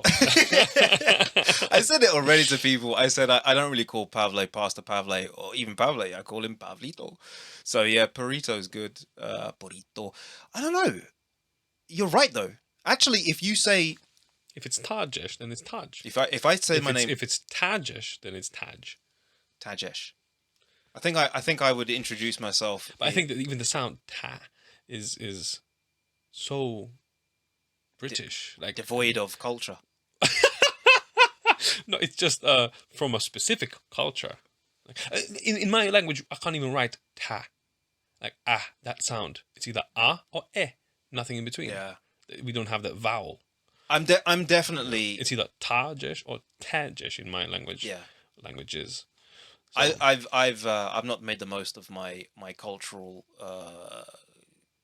ace up the sleeve cards that I could play in life. I just don't. I don't know what it is. Taj. I don't know why I don't like Taj. I like the Jesh. That's the way you say it. The Jesh. So when you say, that's why I say actually, if you say it the correct way, it would be Dodge. Dodge. But then you got to say it with that soft T beginning. Dodge. So, almost like a DH. So it's Dodge. Dodge. Da-da, da-da. So the actual, it's a da-da. It says there's a da-da and there's a da-da. And then there's a gaga and there's a gaga. There's a gaga and there's a gaga. I'm not even gonna try. I'm not gonna massacre the language like that. So it would be a soft T kind of sound. So if it was said the right way, it should really be Dodge. But no one ever says Dodge. I'd be happy if they said Dodge. I suppose to a certain extent. I'd be like, wow, that feels nice, man. That's going to my bones. But when they say Taj, I'm just like, you're butchering it the same way that I butcher it. Yeah. So if we're gonna butcher it, let's butcher it my way, please. I like that. Let's go for Taj. I don't know. Taj just feels like it's a bit more. I suppose it has a bit more of a westernized connotation to it, where I feel like it's perhaps more palatable to others. Why I care, it's your I name, don't know. Man. But I think it's even. Name. It's not even about others. It's me. You choose how you want it. I hate the full name. I hate Tajesh. Speaking of freedom, you've got that freedom. I have the freedom. I have that freedom. But only to a certain extent. I'm limited by others. You have to negotiate. I have with to others. negotiate my freedom of my name with others. Constantly reminded that oh wow, there are other people in this world. Man, yeah. Do you know what? I've been on a journey in the time that you've known me, and I think Newbold did a lot for that. But I'm a lot better. I remember when I first came to Newbold. I was that guy who just... Newbold is where we studied. Yes, just everyone knows. I never explained it, yeah. The college where we studied theology together. I wait for the guests to come on and explain these things. I've mentioned stuff to the audience as if they know. That's why it's on 3 subscribers. And who is this guy? What's he talking about? What he's referencing? For the 30,000 of you in the future... Yeah, that's the one. Yeah, Newbold College. It's just around the corner from where we're sitting now. Yeah. That's where we studied together. Man, can you imagine if this... Who knows where this... I don't know. I don't like to think. Anyway... Yeah, when I was at Newbold, I was a different kind of... No, I wasn't different. I'll tell you what happened with Newbold. This is not anything that I wanted to talk about, by the way. Tangents. This is... Ravi said I should get a thing where on the editing I should put like an alert symbol which starts flashing and making a sound like tangents. Yeah, tangent alert, tangent alert. You know what you need for that? You need like I don't know what that's called in the professional sphere of radio and podcasts, but you need a person who is basically doing everything that you're doing apart from the talking. You should just be doing the talking. Oh, I need a team. I definitely need a team. So someone who is pressing the record buttons, cueing in the music, flashing the tangent button, bringing up stuff on Google, all of these things. I can only dream that would happen one day. Yeah, this is really... That's why I was saying to Rav, I was like, Rav, you're not the producer, because if you are going to be the producer, you better start producing, man. Help me out. This takes ages. I wish, but Rav's been amazing. But Rav's got a lot going on. Yeah. I probably won't say, but just keep Rav in your thoughts, everyone. He asked me not to really go into details. I'm not even sure if he wanted me to say that. I took a risk there because I think there is something in the power of thoughts. I do think there's, like, this is another tangent. Frickin' hell! How do I get back to the first one? What was I saying? You're talking about your name. No, after the name. You're talking about producing. Producing, yeah. When I said to Rav, because you're talking about I need someone to put the thing on there. See, look at all this, Pavle. All of this. These are what we call clipping. That is not good. That's when the thing is pushing way above the because I didn't get my levels. I didn't set any of this, but sod it. So yes, but you see this kind of thing, all of this stuff. I need help. I need help, and I hope one day that will happen, and there may be a team. You could take the audio file in the end and just kind of Fiverr it, normalize it. Oh yeah, That definitely would take away the clipping. Oh, definitely. But it will make a sound flatter, I guess. Yeah. Why are you saying it like that, as if you're very hesitant to share? I don't know if this is You're correct spot terms. on. You're spot on. If these are correct terms. You just summarized my first year at AWR. Yeah, that's that's what I had to learn. All right. I had to learn, like, normalize. What? Yeah, I had to do. The only reason I know is because I was playing with some audio files when I was a young adult in my uni days. But my computer was rubbish, and I had no money to invest in a better computer or any software, so I had just a free, what was it called? Studio Magic? No. Magic? Audacity. Oh, yeah. Audacity. I had Audacity, and I was pressing every button in Audacity trying to figure out what it does. Why were you doing that? Why were you playing with that? I was trying to add my voice onto some music, and then I was trying to put 2 pieces of music together, and it was just manipulating audio files, whatever. And then that's how I found out about normalize, and I saw what it did. School project or just personal hobby? Nah, this was just myself. Yeah. Well, you're right. Yeah, that's exactly what I need to do. And you can see. Look at that, dude. Look what we're doing over here. We're creating a whole lot of mess. Look at this. Their levels are out of sync. Look at that one. All nice on one level. That one crazy. Yeah. I need to sort that out. Actually, you actually going for the 3 people out of the 30,000 that are actually interested in who are nerds for these types of things, they will have fun. For the rest of you, sorry. Well, you keep saying 30,000, but I think that in 2 years' time, if I'm still doing this in 2 years' time, it might still be at like 3 subscribers. You don't know that, Taj. Don't know. I don't know. You had me as a guest, so now things are going to change. Hey, it could skyrocket. It could skyrocket after this. The algorithms of YouTube. I'm gonna send it to all my cousins. Mate, and like do it. Because I've not been promoting this for. Rav's been saying it to me. He's like, Taj, you've got to start promoting it. You got to get around to doing that. And I'm like, Rav, it comes back to what we were saying earlier about the hesitation of like the public, personal, private divide, all that kind of stuff. That was one of the main reasons why I delayed doing this until now, because I've always been, and this is what I was just saying about Newbold, I've been a very introverted person, and I've been a very kind of like closed off kind of person. And over the years of Newbold, meeting yourself and others and nice people, it's just kind of like made me kind of go, okay, I think, and it's not just nice people. I had this whole thing about Christians. Even though I used to go to the church and I got on well with my home church, I had this whole thing about like when I came to Newbold and I saw this young, vibrant campus, Christians, and I just went, Sesame Street. That's all I could see. I just went, this is Barney the dinosaur. They're all so happy. Why? I couldn't understand. And I went, these are Christians, but they and I was just hesitant. I was like, I'm not sure if I believe it. I'm not sure I buy it. Because it's too happy. It's too happy. Yeah. And then on the back of that was the reason why I ended up in Newbold was on the back of some very tumultuous times that I'd been through as a choice of becoming a Christian and making certain choices and the family fallout, all this kind of stuff. So I'd come through certain things in life where I was just like, what have they been through? Have they ever been through anything? It doesn't look like it. And in the course of time, you start to realize, listen, there's a thing about faith, and there's a whole thing where I still have my hesitations about kind of like just put on a brave smile. You've seen me when we've done our. I've joined you in some of those London Live Zoom meetings when you were pastoring there, and you invited me to join, and KCF when you saw how sometimes I would get like more raw than was good for the collective. I felt like sometimes I brought it down a bit. It's like, oh shoot, he's going through some stuff here, and he's just pouring it out. But you see, maybe it felt like that to you. I mean, this is your experience, so it's valid in that sense. But from where I'm sitting, the aftermath of that was people actually wanted you to be there, and they invited you to get involved and etc. Because you did bring that realness, that element where just because we're doing something, back to the whole topic of choice, it's not really that we want to. We just think, everyone thinks that this is what we should be doing. Everyone thinks that it's polite to be happy, and to not bring your problems in a public sphere and dump them on someone. Everyone thinks that this is what we actually want, but it's not. We're tired of it. We are, it's all over the place.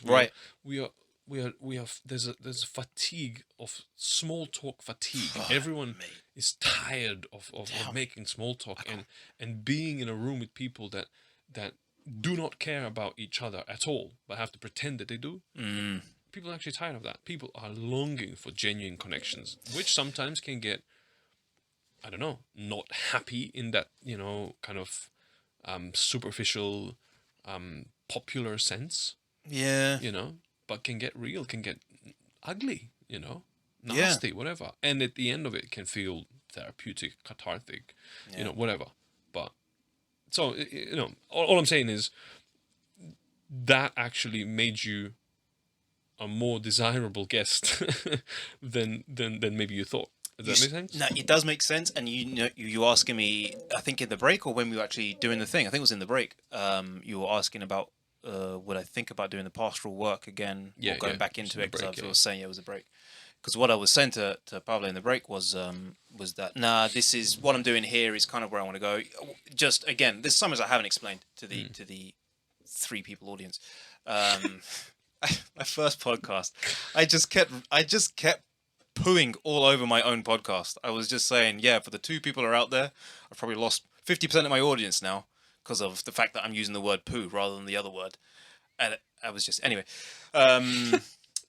Yeah, I was at Newbold, place where me and Pavle were studying, seminary type thing, theological training to become pastors. He's become a pastor. That's why he's Pastor Pavle.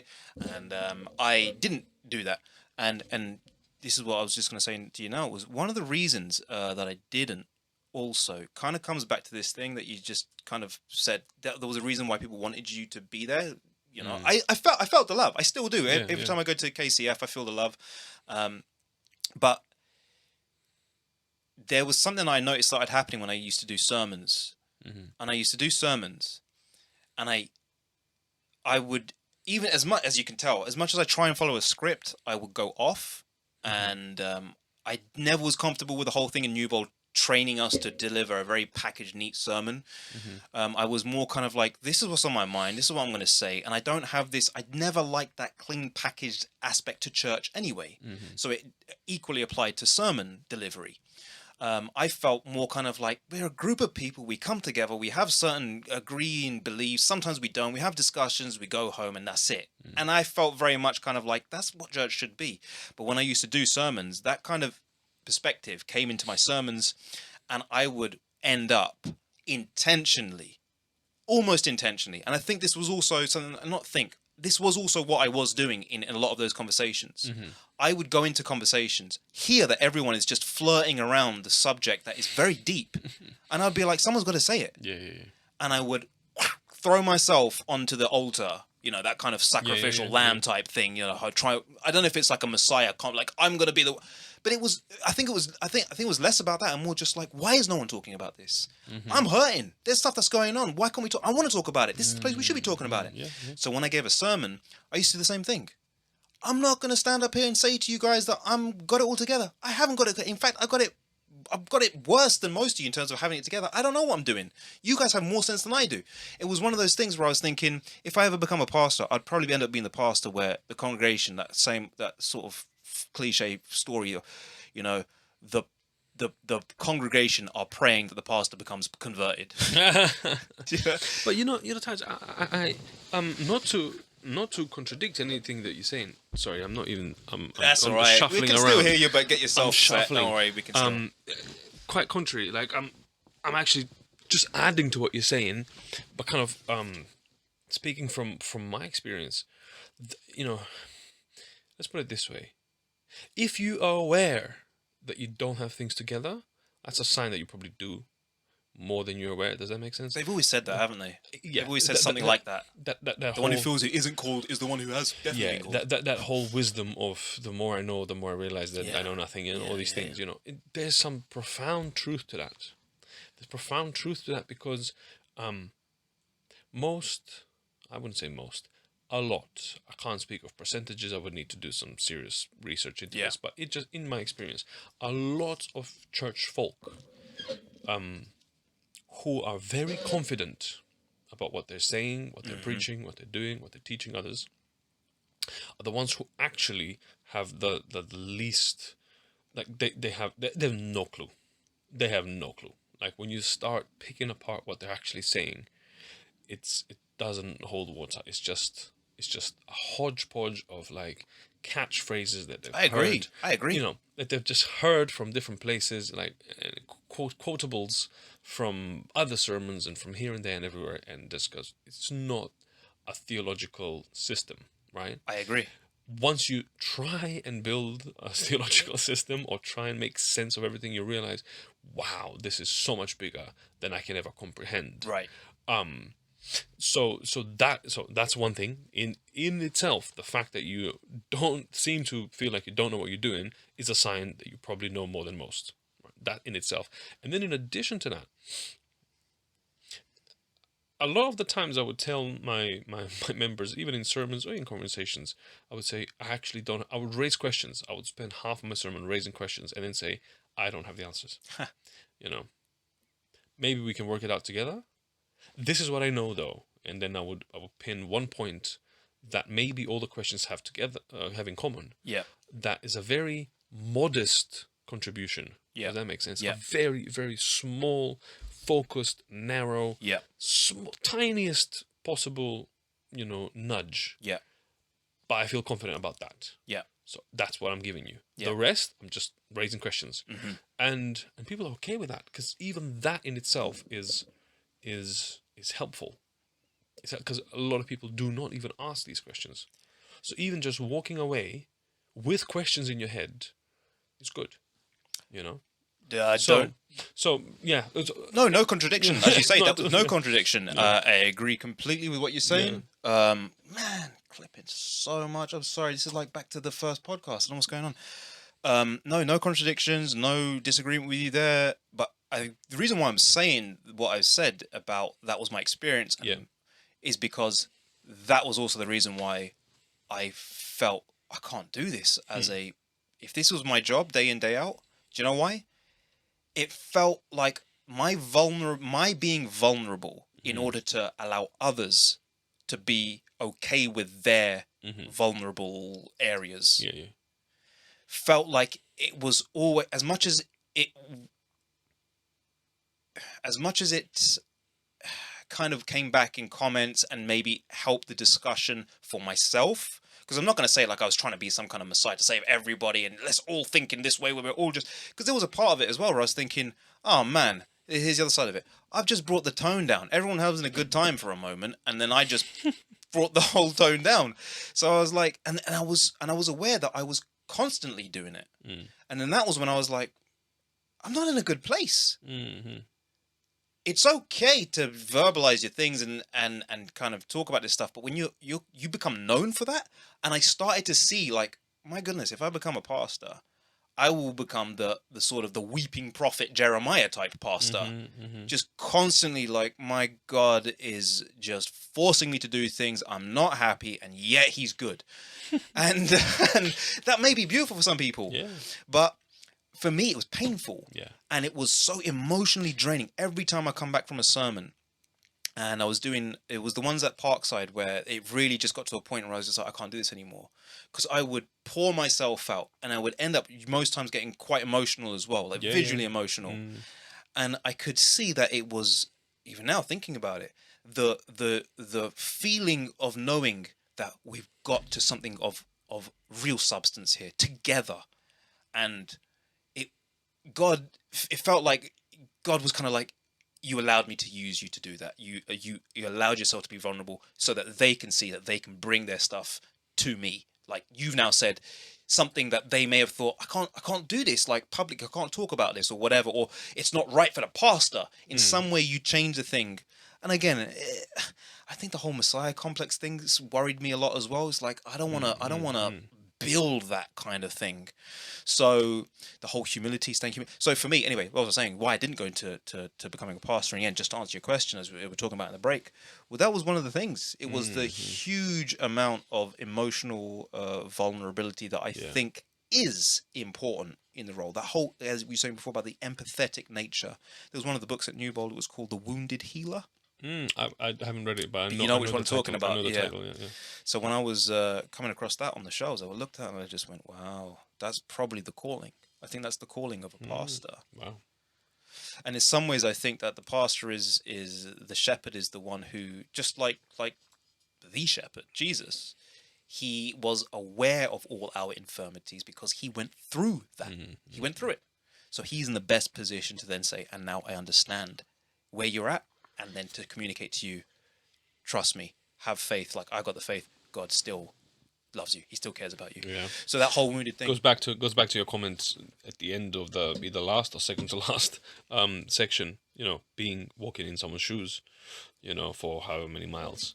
You know, if you've got an alien behind you, you know, if an alien came from outer space, which in a sense you could argue Jesus was the alien. You know, he came from definitely. And he said it explicitly in John. My kingdom is not of this world. Yeah, no, I'm not from here, basically. You know, and yet if he just came from the sky to bring us something, most likely there wouldn't be that many people following him today.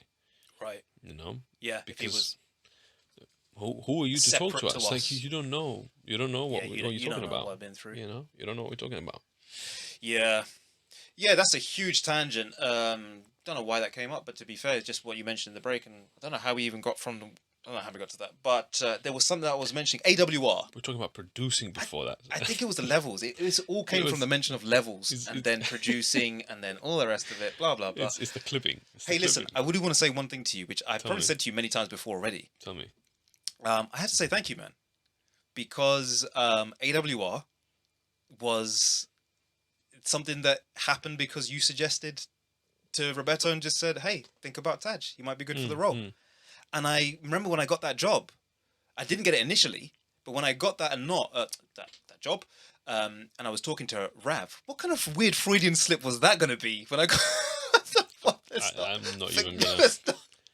When I got that job, and I spoke to Rav. Rav was obviously working in production and music, all that kind of stuff, videography, all the rest of it. So. And I'd been wanting to do something like for ages. I'd literally said to Linda at the library, Linda was aware that I was kind of getting ready for post-study life and job set up and all that kind of stuff. I got to be aware of that, Han. That's another thing as well. There's a certain zone here which I realised of the interview of Auntie Heather.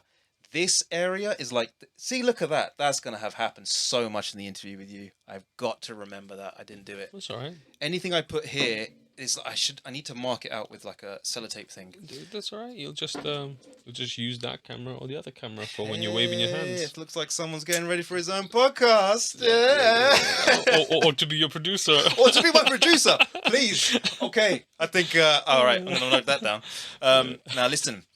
When I was there at the library, I said to Linda, I was getting ready to leave, and I was like, Linda, you know what? I've always wanted to work in a creative industry, and then lo and behold, that whole I don't know if I ever told you the story about how it happened. Maybe it's a story for another time. But my main point is this: thank you, man, for making the recommendation, because that may have been the trigger that eventually working in that area may have then given further, fuel to that burning fire of like, man, I want to do this, because I was like kind of halfway in it, and I was kind of like, well, I kind of know a little bit about radio already. Jeez, I think I just took up that whole segment with my crap. I'm so You're the host, man.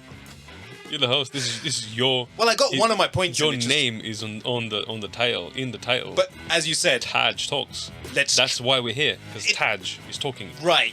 True. Thank you, Rav. Rav anticipated that. Rav gave it that name. There you go. Years ago. There you go. Tangents and the talks. Sorry, everybody. You just heard about me, but should I be apologising? They're here to hear you talk. That's right. Love it. Okay.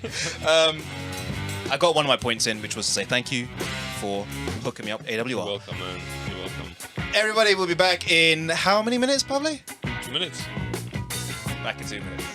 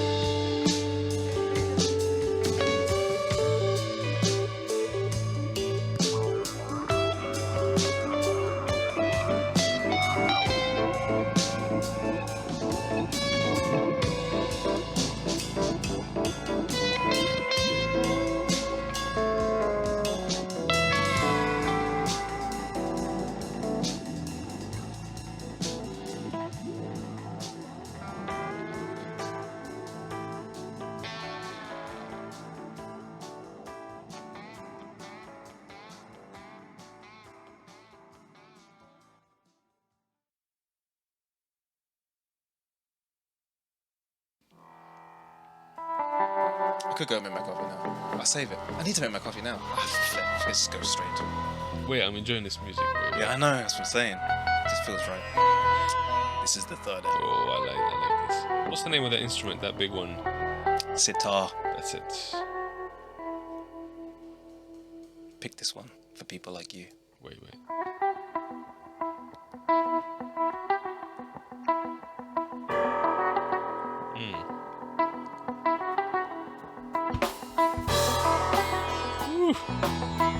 Yeah, man. That's it, right? That was the... Yeah, that's the sitar in the background. Welcome back to TAJ Talks. You are now here for the third hour. The witching hour. I gotta work on that laugh. That was the what hour, sorry? Witching hour. Witching hour? I gotta work on that bit. I did it once without planning it the first time. Second time I did it, I did the perfect muhahahaha laugh. And the fact that you've been practicing your muahahas. I need to practice more, clearly. But yeah, it's called the witching hour. I think I called it the witching hour. You are There'll be nothing left of your studio by the time I'm done with it. It's like I've invited a tank into this room. I actually found the hand of, what's his name again? I don't know which one. He is a steward of Gondor, though. I know that. Yeah. He's one of the... His hand has been restored. Yeah, but the other one lost his hand. I didn't even know he lost his hand. It happened ages ago. That wasn't me. Yeah, that wasn't definitely That wasn't you. That wasn't me. Two things. You need to give me that piece of music with the sitar. Do you know what? I love that beat. That's good. That's the first thing. Second thing, I didn't get to say this before we went for our last break. Yeah. You're welcome. The reason, and this is to do with the whole job that you mentioned, but don't take that too personally. The reason I recommended you is not because you are my mate and still are. Hold on, what's going on here? That maybe had. This is going to end in. And by the way, I hate you. that's maybe had some part to play in that, but I actually didn't. I was actually asking Rebecca. Rebecca's my wife, by the way, who works in the same place. They work together, and she was in charge of that. What is it called? Recruitment. Yeah, she has many hats. Recruiting process at the time. I was actually asking, what is the role? What does it entail? And from the little she described, I said, oh, so this requires someone who is precise, meticulous, organized, And I was thinking, who do I know? Who's that annoying?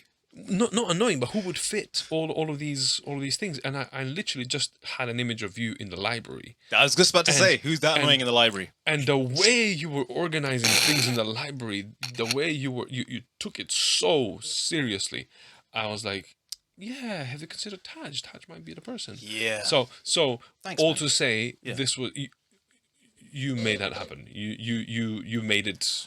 You deserved it by with the work you were doing before. You have created the what's it called, the circumstances that almost recommended you. I see. Naturally for the role. So, I was just the person who pointed the finger. But it was because of the work that you've done already. You were the Steve Jobs that saw the need and told the AWR world what they needed. I'm not even sure if that's a compliment or an insult. No, I think that's a brilliant compliment. Of course, that's a compliment. Listen, what's happening to the mic again? I appreciate it. I don't know. No, anyways, that was all. That was that. Back to you. Listen, dude. So for the past, how long have we been here? We've been here for 2 hours. It's flown by. For the past 2 hours, TAJ has been trying to get to his script. When his introduction got derailed and interrupted with my arrival, it's just been one. Yeah. For the past 2 hours, he's trying to get to his script. TAJ, this is your show, man. I was gonna show them. This is your show. Lead us. I was gonna show them. That's actually the script, though. That's the script. I don't know if they can see it. If you can see it, Pavle. All I can see is an empty page with some. Right. Yeah, I can see it. Right at the bottom, though. All you right. see, this is when I need to get a bit more organized, because that stuff in the bottom was stuff that I kind of compiled during the time between guests, and I have ideas and thoughts which I put on my phone, and then I compile them into this my scheduler. I was thinking the other day, is the word scheduler or scheduler? We're not going there. What? That's a tangent. We're not doing that. I think it's going to be part of the team. Because I was going to say it's a planner. You just have to be damage limitation. That's your role. If you want to do producer as well, I think that's part of the producing. Damage limitation producer. Speaking about the law and boundaries and the limitations of your freedom, Taj, you need to. You need to be shackled, Taj. I actually had a point in this thing. Scheduler or scheduler. Talk about it. It's because I have so many things, and I'm like. So anyway, I was supposed to compile, and I have a little thing in here for you. Like there's a Pavle talk number 4 thing. As you said, big faith to have already preemptively done that. But yeah, I had a thing, and I was supposed to put them into the main bit so that when I'm here, I'll do that. Eventually, it will get to that point. But, dude, what were we doing? What was I saying? Why did we do this? Is there something wrong with me? You're coming back to your scheduler. But why? Why? Oh, I tell you why. TAJ's scheduler. You were asking me. Yeah, and Pavle was just saying, look, let's go back to this thought, these notes. You came and interrupted. You did. I've invited an M1A1 Abram tank into my room. He's destroying everything, not just... I don't know how to feel about this. Are you trying to say I'm fat, Taj? What's going on? Because if you are, you're in really dangerous territory, my friend. Listen. I'm very touchy. I saw those... The Balkan eyes came out. Oh, my God. That's a scary thing when that happens. I saw the Balkan eyes. Oh, my God. Oh, man. I'm not calling you fat, dude. I wouldn't think about it. I'm just joking, man. No. Jeez. Yes, no, you were talking about the notes. And one of the notes, you asked a question. You said, what was that piece of music? How random. How random. This is when I go, man, the big man is there. He's overseeing this whole thing. Like what happened with Auntie Heather. There was some weird things that happened along the way. And I went, whoa, wait. You asked about that track and said, hey, I want to know the name of that track. That was the one track that I picked to specifically shout out in terms of like, hey, just because I want to shout out to the people who make this music. So that was the one that I was going to say today. I've got it here in my notes. All right. It's called The Emperor's New Nikes. Or Nikes. The Emperor's New Nikes by DJ Williams. So there you go. Wow. That's weird, man. I like it.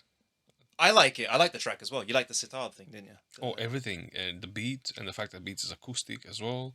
Yeah, I love the groove. Yeah, I'll send it to you.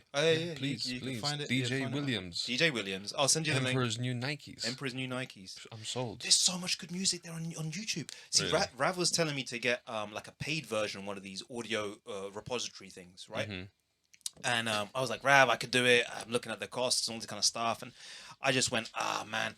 I went round to his, we had a look at the one that he had, and we were looking at something, and I just couldn't find stuff. Maybe because I just wasn't familiar with the search function, whatever, so I couldn't find what I wanted. I'm sure it's good. And many people swear by it. But YouTube's repository... Do you know what's going to happen next?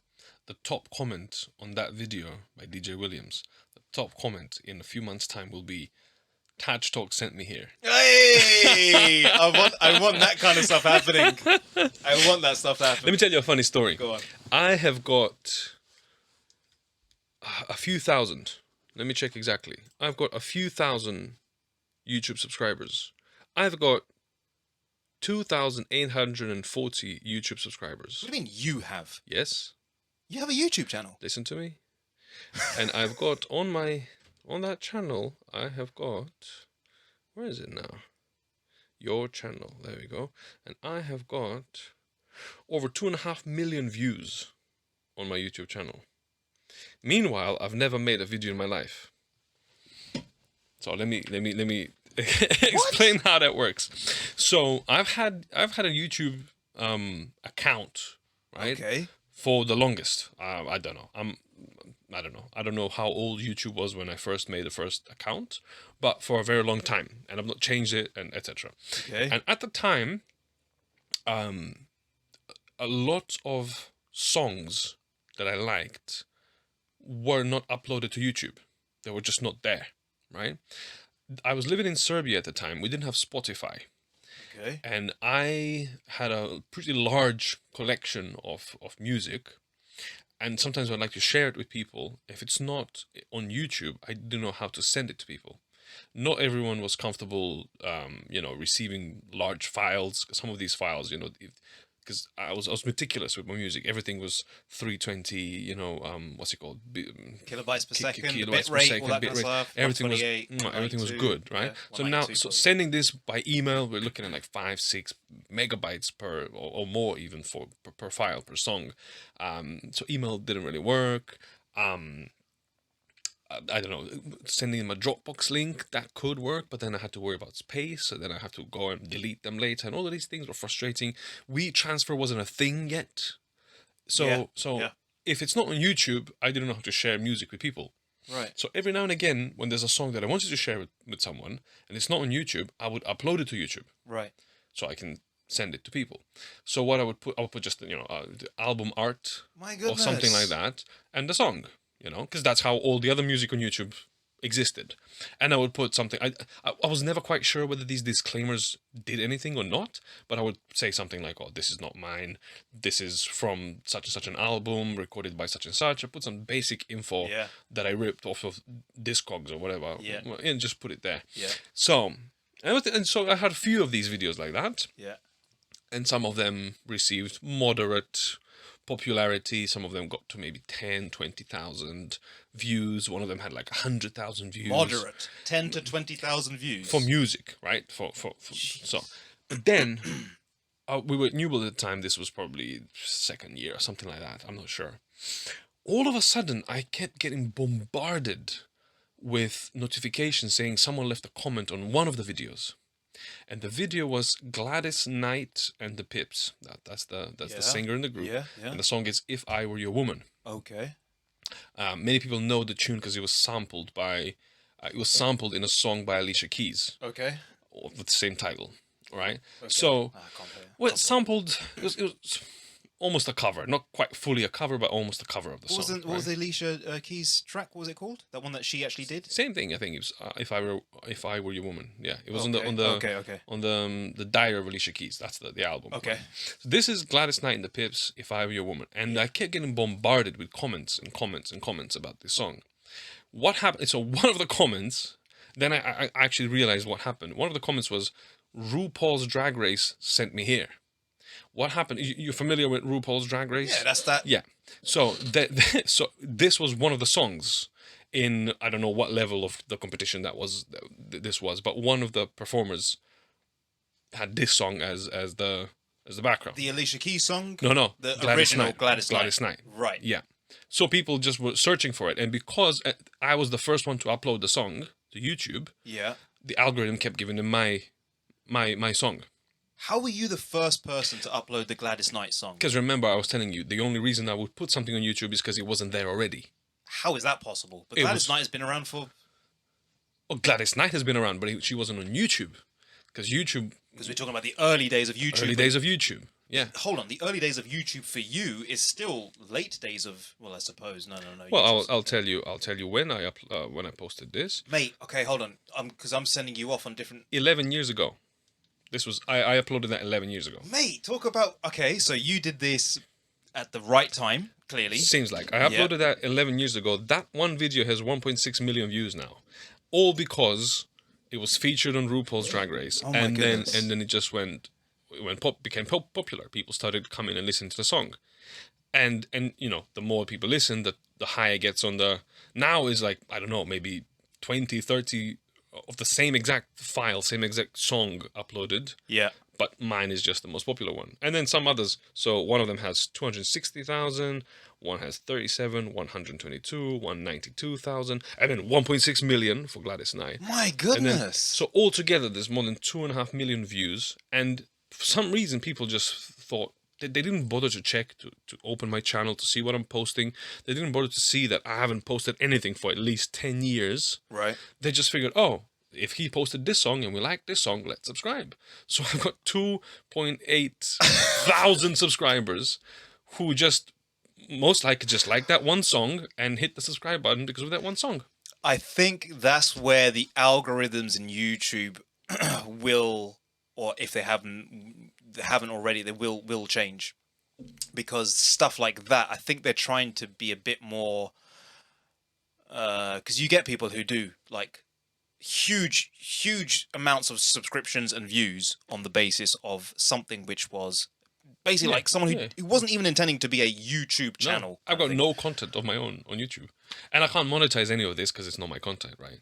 So if I wanted to, I would have to delete all of this stuff, kill Gladys Knight, right, out of my YouTube channel, and then start making content, and trick the almost 3,000 people who came here for Gladys Knight into now having to put up with my content, and then probably some of them would leave, maybe new ones would come, except I don't have the first idea of what I would do on YouTube. I don't have a vision or passion to be on social media like that. So. The other thing is they may have clicked the subscribe button, but they may have themselves just completely forgotten that your channel exists. Of course, because I haven't posted anything. If you were to change your channel, it's not to say that 2.3 million people are still actively following that channel. But I would have thought because it sounds like what you did was do something which may still be a niche area in terms of putting music that wasn't there. I don't know if you're talking about like more local music that you were aware of, which is currently still kind of like underground music basically. Yeah. So there could still be a huge following, which you got on the basis of that 2.3. The thing is, the stuff that I posted is not like super niche like that. This is Gladys Knight and the Pips. This is as mainstream as it gets. What was the name of the Gladys Knight and the Pips song that you done? If I Were Your Woman. I gotta check that one out then. Gladys Knight and the Pips. I gotta check that out. I mean, I could play it now and go and do this thing here, but I don't think copyright issues. I don't think we could play it as part of the show. No. There's certain things I gotta be aware of, man. But what a story. So back to what we were saying, DJ Williams. Listen. Calm down with the tangents over there, son. Talk about tangents. DJ Williams is going to become huge now because he was featured on TAJ Talks. And going back to what you were saying about building your viewership, listenership, your audience. Yeah. I don't know this to be true. I just heard it from other people. Apparently, most people who have their own podcasts have built their audience by being featured as guests on other people's podcasts. Yeah, that makes sense. So, something to consider. Well, that will be something that, again, I think that only happens, though. Like, who would invite me onto their podcast? It could happen on a local level. Actually, there is someone else at Newbold who has their own podcast. So they could start in that sense. Yeah. And I'm hopefully going to have him as a guest. Yeah. But, man, that is a story. I have 2.3 million subscribers and I haven't uploaded. I haven't made one video. That's interesting. Listen, dude. DJ Williams, by the way. Yeah. Well, this is not his channel, but his song has got 10,000 views. 10,000 views. Yeah. 10,000. This one. So we can find out. Where his channel lies, and then you can introduce yourself to DJ Williams, and then you can be I like what you're doing. Yeah, guest at whatever he's doing in the world. You see, then DJ Williams's fans will become your fans. This is why I need a team. And I'm being serious. I need people to think in ways that I don't think. I don't think about these things, and I know that Rav definitely thinks in this kind of way, and. There's a guy, Daniel, from work. He's also kind of got this kind of like, TAJ, you can do stuff with this. Man, I haven't even thought about that. Like, reach out. As you say, the passion that I love to do and what I feel I can do, more or less, if I stay on track, is talk. So I just talk. And yeah, by the way, Rav was the one who came up with that name. But at the risk of going on about me for another segment, which would be 50-50 at this point, because you've done 50% of. Ooh, mate, we're almost heading towards the break already. Listen, I want to cover certain things, as I mentioned. Tell me about Aslan. Okay. So, for the 30,000 of you who don't know this, there's we have two cats. My wife and I have two cats. Well, we initially had one. Her name is Leona Josephine. What a name! I know. That's a nice I name. called her Leona because she came to our house, and that day was the feast of Saint Leo in the Eastern calendar. And so I called her Leona. What's the full name? Leona? Leona. Now, Josephine. Oh yeah, Josephine. That bit was when my mum first saw the cat. Yeah. And she's like, oh my days, she looks so sophisticated. She looks like a Josefina, which is the way we would say Josephine back home. And we're like, you know what? Sure, Yeah, you're we'll right. add that bit. She does look like a Josefina, so she became Leona Josephine. That's our cat. And then recently, maybe, I can't lie to you, let's say 2 months ago, something like that. Yeah. We got another cat. And his name is Aslan. Brilliant. Ahmad. That's his. I'm not inventing this. That's what Aslan is what his parents called him. Right. And Ahmad is their surname. So he's Aslan Ahmad. That's literally his. Oh, so he's not a kitten. No, he was about a year old when we got him. Okay. Yeah, and Leona was like a year and 3-4 months at the time. Okay. When we got him, and he's the most gorgeous cat you have ever seen. He is the most photogenic cat you've ever seen. And I'm, for paid subscribers, when you have a Patreon channel and Patreon page, whatever it's called, and people subscribe and pay you at least £5 a month, they can have access to pictures of Aslan and Leona. Leona's got an Instagram. Oh, really? Which also hasn't received any updates in a long time. I remember you guys Aslan doesn't yet. So Aslan that was his name already when he came. And just because cats in our house need to have two names, his parents, his family surname was Ahmad, so he's Aslan Ahmad. Now, Aslan is the most gorgeous cat. However, it's hell. It's hell at home because they don't get along. Oh no. They do not get along. He is, for context, he's like more than twice her size. She is just over. She's not even 3 kilos. She's a tiny cat, even though she's a year and 5-6 months now. Right. So she's grown. Yeah. But she's tiny. That's just what she is. He, on the other hand, is more than 6 kilos. Like he's more than twice her size. What is he? What's his breed? No idea. He's a tabby. He's like. He's a tabby. Okay, fair enough. He's a tabby. He actually has a pattern. Like he's a stripy kind of pattern, almost like a Bengal cat pattern. Okay. But the facial structure and the body is just that of a street alley cat with a really big head. But he's gorgeous though. Like his eyes, he has this constant look like a philosopher. His eyebrows sit a bit low. Okay. It's almost like he's squinting and thinking the whole time. He looks so wise. Have you got a picture? I'm not showing you the picture now because you need to. Because you want me to stick with the magic of the description. Imagine it. Yeah, I can show you. I can show him. You get to come and visit him. Yes, I will. I'm meet him because you've met Leona, obviously, and even spent time with her. And I everything. babysat. You babysat Leona. Babysat your cat. Exactly. So you need to see Aslan. But Aslan is gorgeous. However, he is so big and he's not aware of his size. Right. And maybe because of that, or maybe because he's had a traumatic life, or I don't know his background enough, but he is extremely aggressive towards Leona and vice versa. I think he sees it as a game.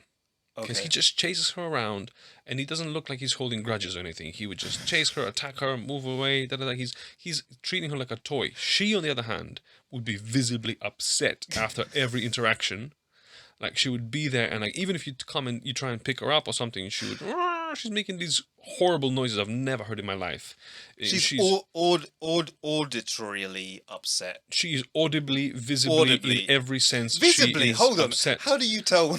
Like when her ears are pulled back. Oh, okay, and she's okay. Like hunching her back, and she's ready to hiss at you and hiss at everything. Oh man, she's not happy. No, she's not happy. She doesn't enjoy their interactions. Oh dear. So we tried to, we followed some people who are much smarter than me on this. Even what's his name, the Galaxy guy, the cat guru guy, whatever his name is. No, I know who you're talking about. Don't worry about it. I'm just one of those celebrity cat people who help people sort even out him cats, and a bunch of other people. Like we read tons of articles, watched tons of videos to figure out what to do. And the idea was, you have to keep them separate, gradually introduce them, swap them around so they get used to each other's scents. Right. In different rooms. Right. We did all of that. Okay. Only let them interact when there's a positive reinforcement. So like food. Right. So around food time, they would be close to each other, or treats, or playtime. We did all of that, Taj. Nothing worked. Like, they do not see eye to eye. The one hope that I have is that perhaps the thing, she's not spayed yet. He is neutered. She's not spayed yet. Maybe that might just change the dynamic. Although you know, the interactions are not. He's not trying to mate with her. Right. He did while she was in heat for one period. Right. But he's not trying to mate. He's just trying to play. But maybe that might just do something. So that's something we have to explore. If that doesn't work, I don't know if we can carry on having both of them. Did you say he's been neutered? Yes. So Yes, he yes. has. So he's a eunuch. A eunuch. She's not. So that's one hope. But the other thing, Taj, he hates me. Okay. He just hates my guts. I don't know why. Roberto? He's fine. He's fine with Roberto. How about Leona? Fine with both of you? Yeah. He hates you though. He hates me. Oh. He comes, sniffs my hand, and when he's done sniffing, bites me and walks away. Oh really? Yeah. So I'm not even reaching towards him. I'm not trying to touch him. I would just be sitting, or like maybe, I don't know, crouching, and my hands are just like hanging, right? And he would come in the most, peaceful, and I'm not even moving. He would come, inspect my hand carefully. So it's not even a kind of a attacking, running, jump, impulsive attack or anything. It's completely premeditated. He's completely calm. He would finish sniffing me and then decide to bite me and walk away. Or if I try to touch him, as soon as he realizes that it's me touching him, he'd bite me and walk away. Or like try to pick him up or something, he would bite, scratch, do everything. When Roberto picks him up, when Abby, my sister-in-law, when she picks him up, he's fine. He sounds very territorial. I don't know what it is. But he does not like me, Taj, and my heart is breaking because I'm in love with him. He's so gorgeous. He's such a gorgeous cat. Damn. Yeah. I don't know what to say. I wish I could give you some advice. I don't know. Pray for Aslan. Pray for Aslan. I'm not even joking. Like this, I have prayed. Actually, I've said, God, I want to give this cat a home. But it's not working. I think I'm gonna have to come back to this. I got questions. Let's do that. Join us after the break. We'll be back to talk about Aslan. Keep him in for everyone. Back after 2 minutes. See you after the break. Right, I'm definitely gonna go make a coffee this time.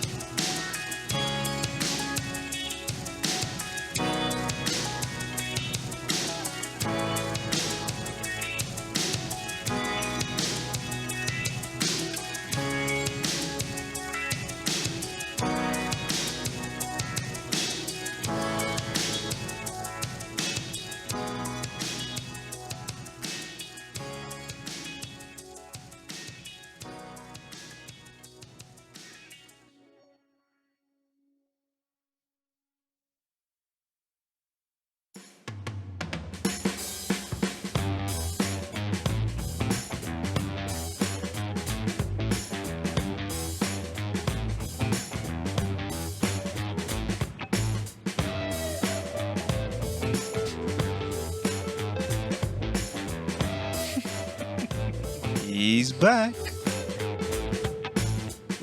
You know what time that means. Hey Bob, how's it been going? What do you think? Again, lost for words, eh Bob?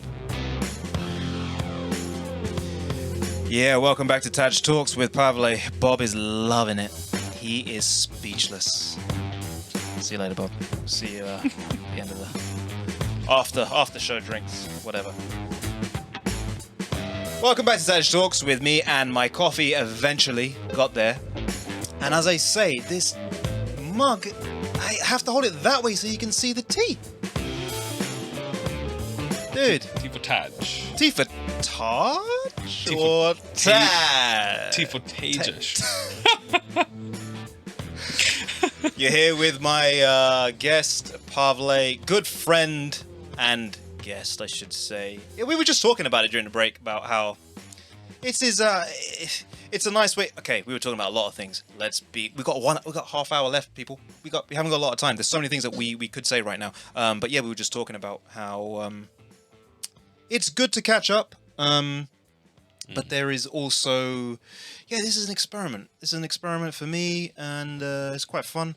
But yeah, I'm interested in human interaction. You've known that about me, and how I have this whole thing about authenticity of human interaction. You know, get rid of the cameras. Funny, eh? Get rid of the cameras that are in front of us. It's that kind of camera that I want us to get rid of. I have my crusades. I'm not without my crusade. You know, I'm not that past it yet. I still have passion and fire. That's good. Oh, dude, what's happening with your mic? Try again. What's wrong with it? Can you hear me? Yeah, you're really relaxed. You carry on being relaxed. I'm gonna turn up the gain over here, son. Here we go. Is that better? No, it is. Okay. You don't have to do a thing. You just sit as you are. Just chill. Things just happen. Things happen, man. Let the magic happen. In TAJ's studio. In TAJ Things just happen. Studio. Man, that's right. Yeah. All right, people. I'm gonna do this. Back on track. Aslan. I think I was gonna say something about territorial. I've forgotten a point. But something about territorial, and I think maybe I think it involved cat pee. Let's just leave it. I think my point involved something about cat pee might help in some aspect. I don't know. Or your pee. I think it might even involve your pee. He pees only in the designated places in the litter. There's 2 litters. One is his that he brought that came with him when he came, and one was Leona's. He pees in both, and she pees in both, so that's fine. But yeah, do you know what? My best man, he was listening to this, and he said, "Yeah, you just need to pee on him." That's what he said. I think that was the. I said, "I what?" I said, how does that even work? How'd you even pee on a territorial, like, man? How do you? You gotta show him who's boss. He's like, "No, you need to be there. You need to corner him." I said, "My friend, I'm all right. I'll figure it out." And then we were talking about, how you know those like spray bottles that you use. Yeah. Some people use them to discipline cats. Yeah. When they're doing something naughty, and you spray water at them. And he's like, "Well, you can use one of those, but you gotta pee in it. You can pee in it and dilute it." I'm like, "Dude, you realize this is an indoor cat. If I spray that, I'm spraying this over my carpet, over my sofas, over my bed." I said, "It's all right. It's all right. I'll look for more how should I put this? More conventional approaches to making peace." How would you with explain that to Roberta? She's coming back one day and she just sees you standing there with the cat pee bottle and you just filling it up. How would I explain it to myself? Just topping it up. I couldn't even explain it to myself. But anyways, I think that was going to be roughly the area where I was going to take the Aslan thing. So maybe we should just leave it there. Yeah. If anyone has any suggestions, comments, any cat behaviorists out there who would like to volunteer, I'm looking at the camera. I was going to say, Pavle, I'm completely lost with where the cameras were. If you are a cat behaviorist and you know how to help me and you're willing to do it for free, leave a comment below. And just checking. I'll be in touch. Like, share, and subscribe to Pavle's new channel, Cat Pee Defense Society. I don't know how that works. I don't know how that works in an acronym. Cat P Defense Society. CPDS. That sounds pretty good. It sounds like a diagnosis in the DSM, like a CPDS, mental health disorder. Like yeah. CPDS. Or like a sort of Federal Bureau of Investigation, like CSI type thing. CPDS department. The CPDS is we're calling in the CPD anyway. Yeah. Oh, I just want to check one thing because this is. I told you I had a scare, man. Is everything alright? Yeah, that was really weird. It was recording earlier today, and then it just stopped recording, and I went, "That's weird." So I reformatted the SD card to see if that would do something. I think it's done it. Okay, right, dude. Gotta go. We gotta go. Okay, so I have a question for you. Just a very. I wanna ask this because Dunstable Church. Mm-hmm. No. Milton Keynes Church. Mm-hmm. Milton Keynes Church is where you're at. Mm-hmm. Dunstable is where you live. Yes. Is Dunstable Church the one where that guy Simon something? Yes. Right. And then D. Edwards was... Perhaps at some point. Yeah. I think on a placement maybe? Maybe. No. She's not there now. I know that for a fact. But she might have had some involvement there. It wouldn't surprise me. That was... I think that may have been my last... preaching appointment that I accepted and went and did. Yeah, so and it was a great church. I really enjoyed it. But again, it was one of those where I was on the verge of getting all emotional, vulnerable. But I kind of at that point I kind of just railed it in a bit, but more and just went, man. I reined it in a bit and just went, yeah, no, whilst I'm gonna be vulnerable and the rest of it, I'm still not gonna just go all in there. And I think I already decided, mate. But just to say, I thought that's where you'd moved to. I thought you'd moved to Dunstable Church. Mm-hmm. But that's where you're living. So you're not actually doing the pastoral thing at the Dunstable Church. It's the Milton Keynes Church. Yeah. How's it all going? How's the move? It's good. I mean, there's a whole story behind the move, and it has to do with cats again. Oh, really? Long story short, we only had Leon at the time. We could not find a place in Milton Keynes to rent with a cat. It doesn't exist. It doesn't exist. You can either buy your place and then do what you want, or if you declare that you have a pet, that's the end of the conversation. I think that's everywhere as well these days. Well, I wasn't aware. I didn't know. It's difficult, man. I didn't know that it was like that, but it's literally a nightmare. To the point where people would just, without any shame, they would just suggest stuff like, "Oh, well, have you got any friends, relatives, anyone you can give the cat to?" I'm like, "Excuse me." No. Do you? Would you just give up your child and send them to the... What nonsense. Nonsense. Yeah, you're babies, man. Exactly. So anyway, in the end, it was literally kind of out of desperation at one point, in deep despair, that Roberto asked one of the agents, "Are you actually telling us we cannot move to Milton Keynes because we have a cat? Unless we can buy a place, which we can't at the moment." Jeez. And he was quiet for a while, and then he said, "Well, when you put it that way, it sounds pretty terrible, but yeah, it's going to be difficult. It's going to be difficult." However, he said, "Would you be willing to consider something outside of Milton Keynes?" And we're like, "Okay, well, how far outside?" He said, "Well, I know someone privately, a landlord who it had to be private." Well, it was still kind of it's still through the agent. Yeah. But he just said, "I just happen to know this guy where I live." Right. And because the guy lives in Dunstable, and he said, "This person needs tenants pretty much immediately. Okay. You can come see the place. I can ask about the cat." He asked. The guy was like, "Yeah, cat, whatever. I just need tenants." We saw the place. It's not the stuff of dreams by any stretch of the imagination, but it's all right. It's a place. It's a home. Yeah. So that's how we ended up in Dunstable. So it's an upgrade from traveling from here to Milton Keynes. It's about an hour and a half. Now it's just a half-hour journey.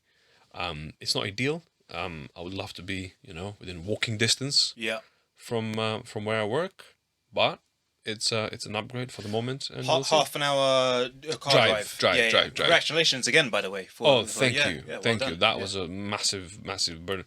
Again, for context, when you come to this country and you have a driver's license from a country that is not in the EU or in the Commonwealth, you cannot use it. You have to do all your tests, theory and practical from scratch. So I couldn't use my license, which was issued in Serbia. I couldn't use it here, so I had to do everything from scratch. And I was trying to do this during COVID. So yeah. Is that because it's Serbia and Serbia is outside the EU? Listen, don't get me started. That's going to be another 2-hour conversation. But it basically has to do with hypocrisy. You had one country, Yugoslavia, which had pretty much the same exact traffic laws across the board. That country split up in 6 or 7, depends on how you count. Right.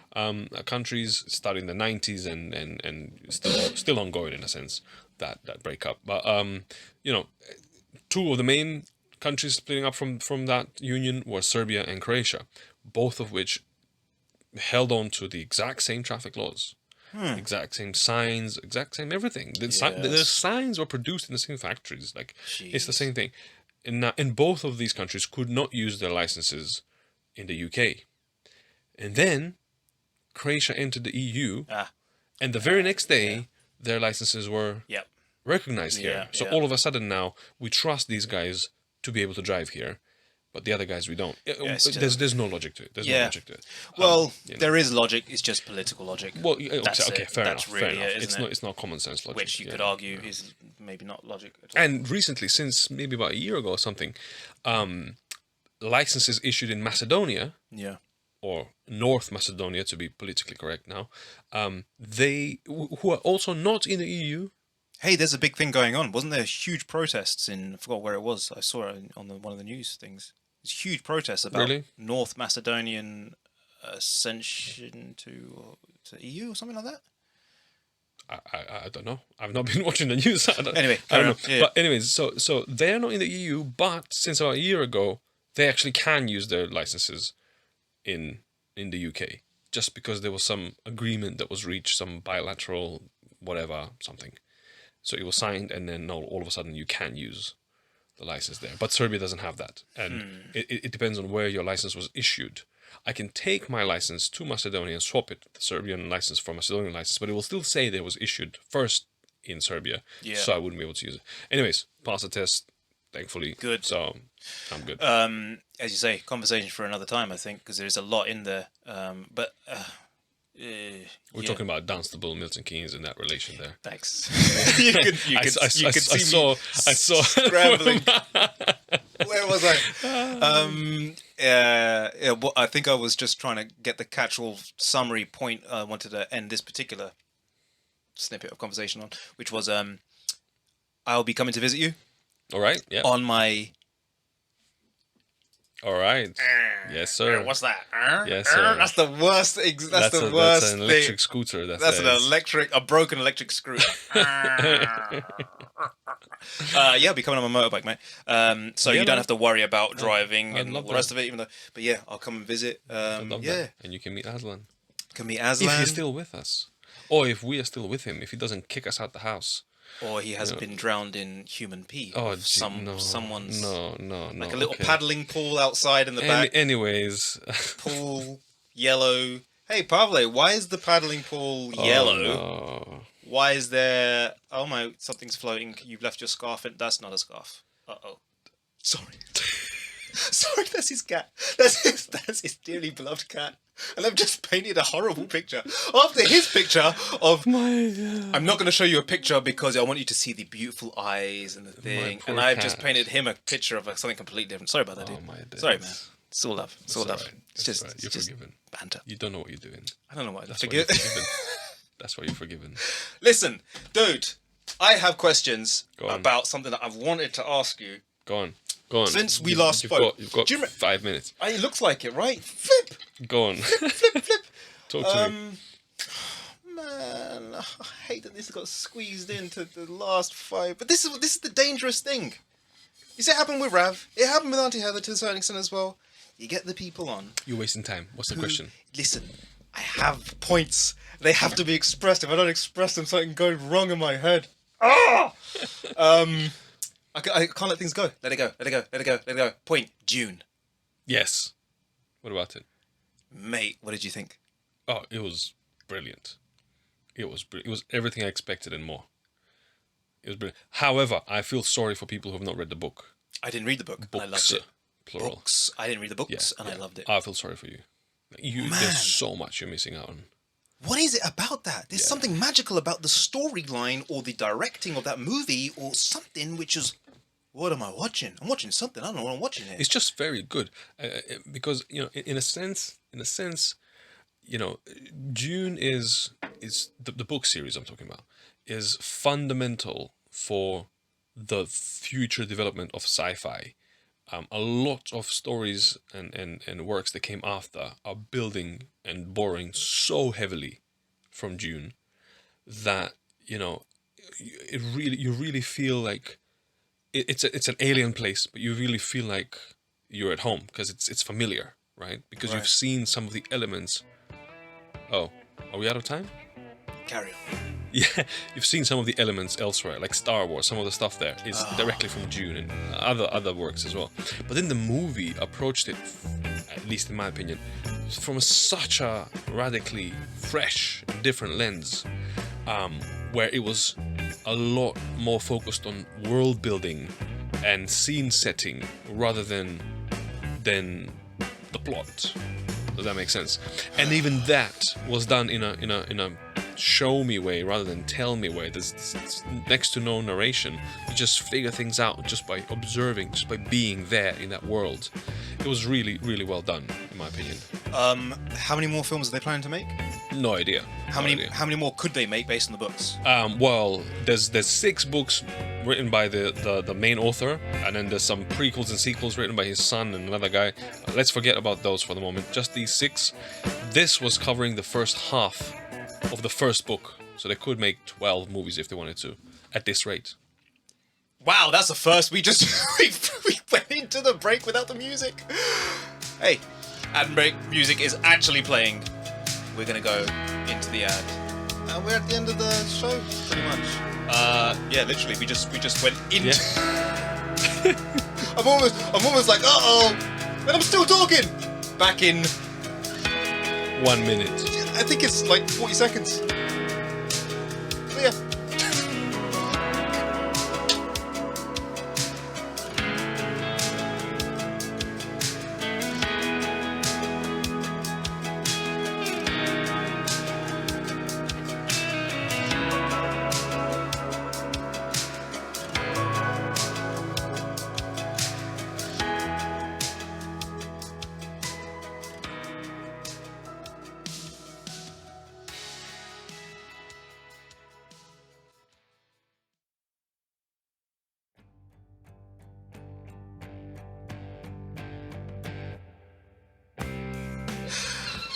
Oh dear. Welcome back to TAJ Talks. Technically, this has been a very poor show from me. Sorry, everyone. Volumes are all over the place. Welcome back to TAJ Talks. That's it. We're coming towards the end. And I want to just say at this point, because all the things in my head I probably may forget at the end, but thank you to Pavle for being here. Thanks for Appreciate you being here. You're going to be back again. Sorry for wrecking your studio. Yeah, man. Yeah. I'm going to have to get padding for you next time. Make sure you. Well, or by that time we said the earliest I'll be back is this is episode 4, right? This is episode 4. What is the earliest that you can come back? Earliest is, let's say, 12 or something like that. Earliest. I always get confused when this thing happens. By the time we get to 12, the studio will be twice the size. Oh, I see. So you will not need padding. Because you would have expanded so much. Oh man, let's hope. I don't know. Should we hope? I don't know. I don't know if that's a good thing. I don't know what that means. Yeah. DJ Williams, he's gonna flip the script. Oh mate, I love it. That's the future. Love it. Yeah. Okay. Well, let's definitely do that. Let's put you in for at least the earliest 12. But if I can get you in earlier, I'd love to get you in earlier. Because we're at 4 now. We'll talk. We'll talk. Yeah, look at that. I love that. It's so smooth. It's just like, yeah. Give the audience the news that they've been waiting for since the intro. Thank you. Yeah, because this is going to go... I'm going to be talking after the whole thing's finished. Huge news, which I didn't cover, everyone. I wonder what the latest is. Do you know? Do you know what I'm referring to? Are you talking about Boris Johnson? Oh. Sorry, this is... yeah, don't worry. That that's happened. my phone ringing. Hey, you could do what Auntie Heather did and actually take the call. Oh, really? Nah, this will wait. Yeah, apparently it's official, everyone. It's I can see a picture of him standing there. I'm going to do a screen record so that I can put this up on the thing as well. See? So now you can see what I'm seeing. Top stories. There we go. Boris Johnson resigns as PM. So he did? Yeah. What, this happened while we were talking? Yeah, while we were talking. He's resigned. We actually have been talking through the transition of the premiership of the United Kingdom. What a time to be alive. Right. What a time. What a time to be alive and doing TAJ Talks, because TAJ Talks is that amazing that it is on the same level as Boris Johnson resigning. What do you think about that, Boris Johnson resigning? Is it big news for you? It's about time, I guess. I think a lot of people, even for me. I've not really been a Bojo fan, as in like supporter, but I have not been as critical as a lot of my friends have been as well. I've just been like, but even I would say, mate, the writing was on the wall. I saw it the last couple of days. The resignations were coming in thick and fast, and he was still saying, no, I'm still going to be here. And I was like, Bojo, mate, you got to realise, mate, it's over. You've gone wrong somewhere. Something has got... Yeah, credit. Anyway, so that's one of the news articles. And then one of the other things that I wanted to cover... Oh, I'm still recording. On my phone, I should say. Another saved story. I got loads of stories here. Wimbledon's on. I could cover Wimbledon, but I haven't got a chance to really do that. Here's a thing from the Mirror. Billions at risk of skin cancer as... No, that wasn't the one. A bus-sized asteroid is passing Earth today. Wow, what a way to end. Bus size? Bus-sized asteroid is passing Earth today. Wow. What a nice, comforting way to end the show. We're all going to die. Well, it's passing Earth. So, good news, everybody. Oh, sorry. We're not going to die. Of course. Look we at me. were saved from the asteroid. That shows you the kind of cynical slant that I take on life. I'm just waiting for this. I'm not. I'm enjoying life. I'm loving this. Thank you for watching. Pavle, I didn't even explain to you what we're going to do. I will get up. I will say my goodbyes to them. We will both get up, take off our headphones, and then we shall exit as the music plays. So. Sounds like a plan. Thank you for being here, Mr. Pavlito. Burrito. See you again. Pleasure's all mine. And in case I don't see you, good afternoon, good evening, and good night.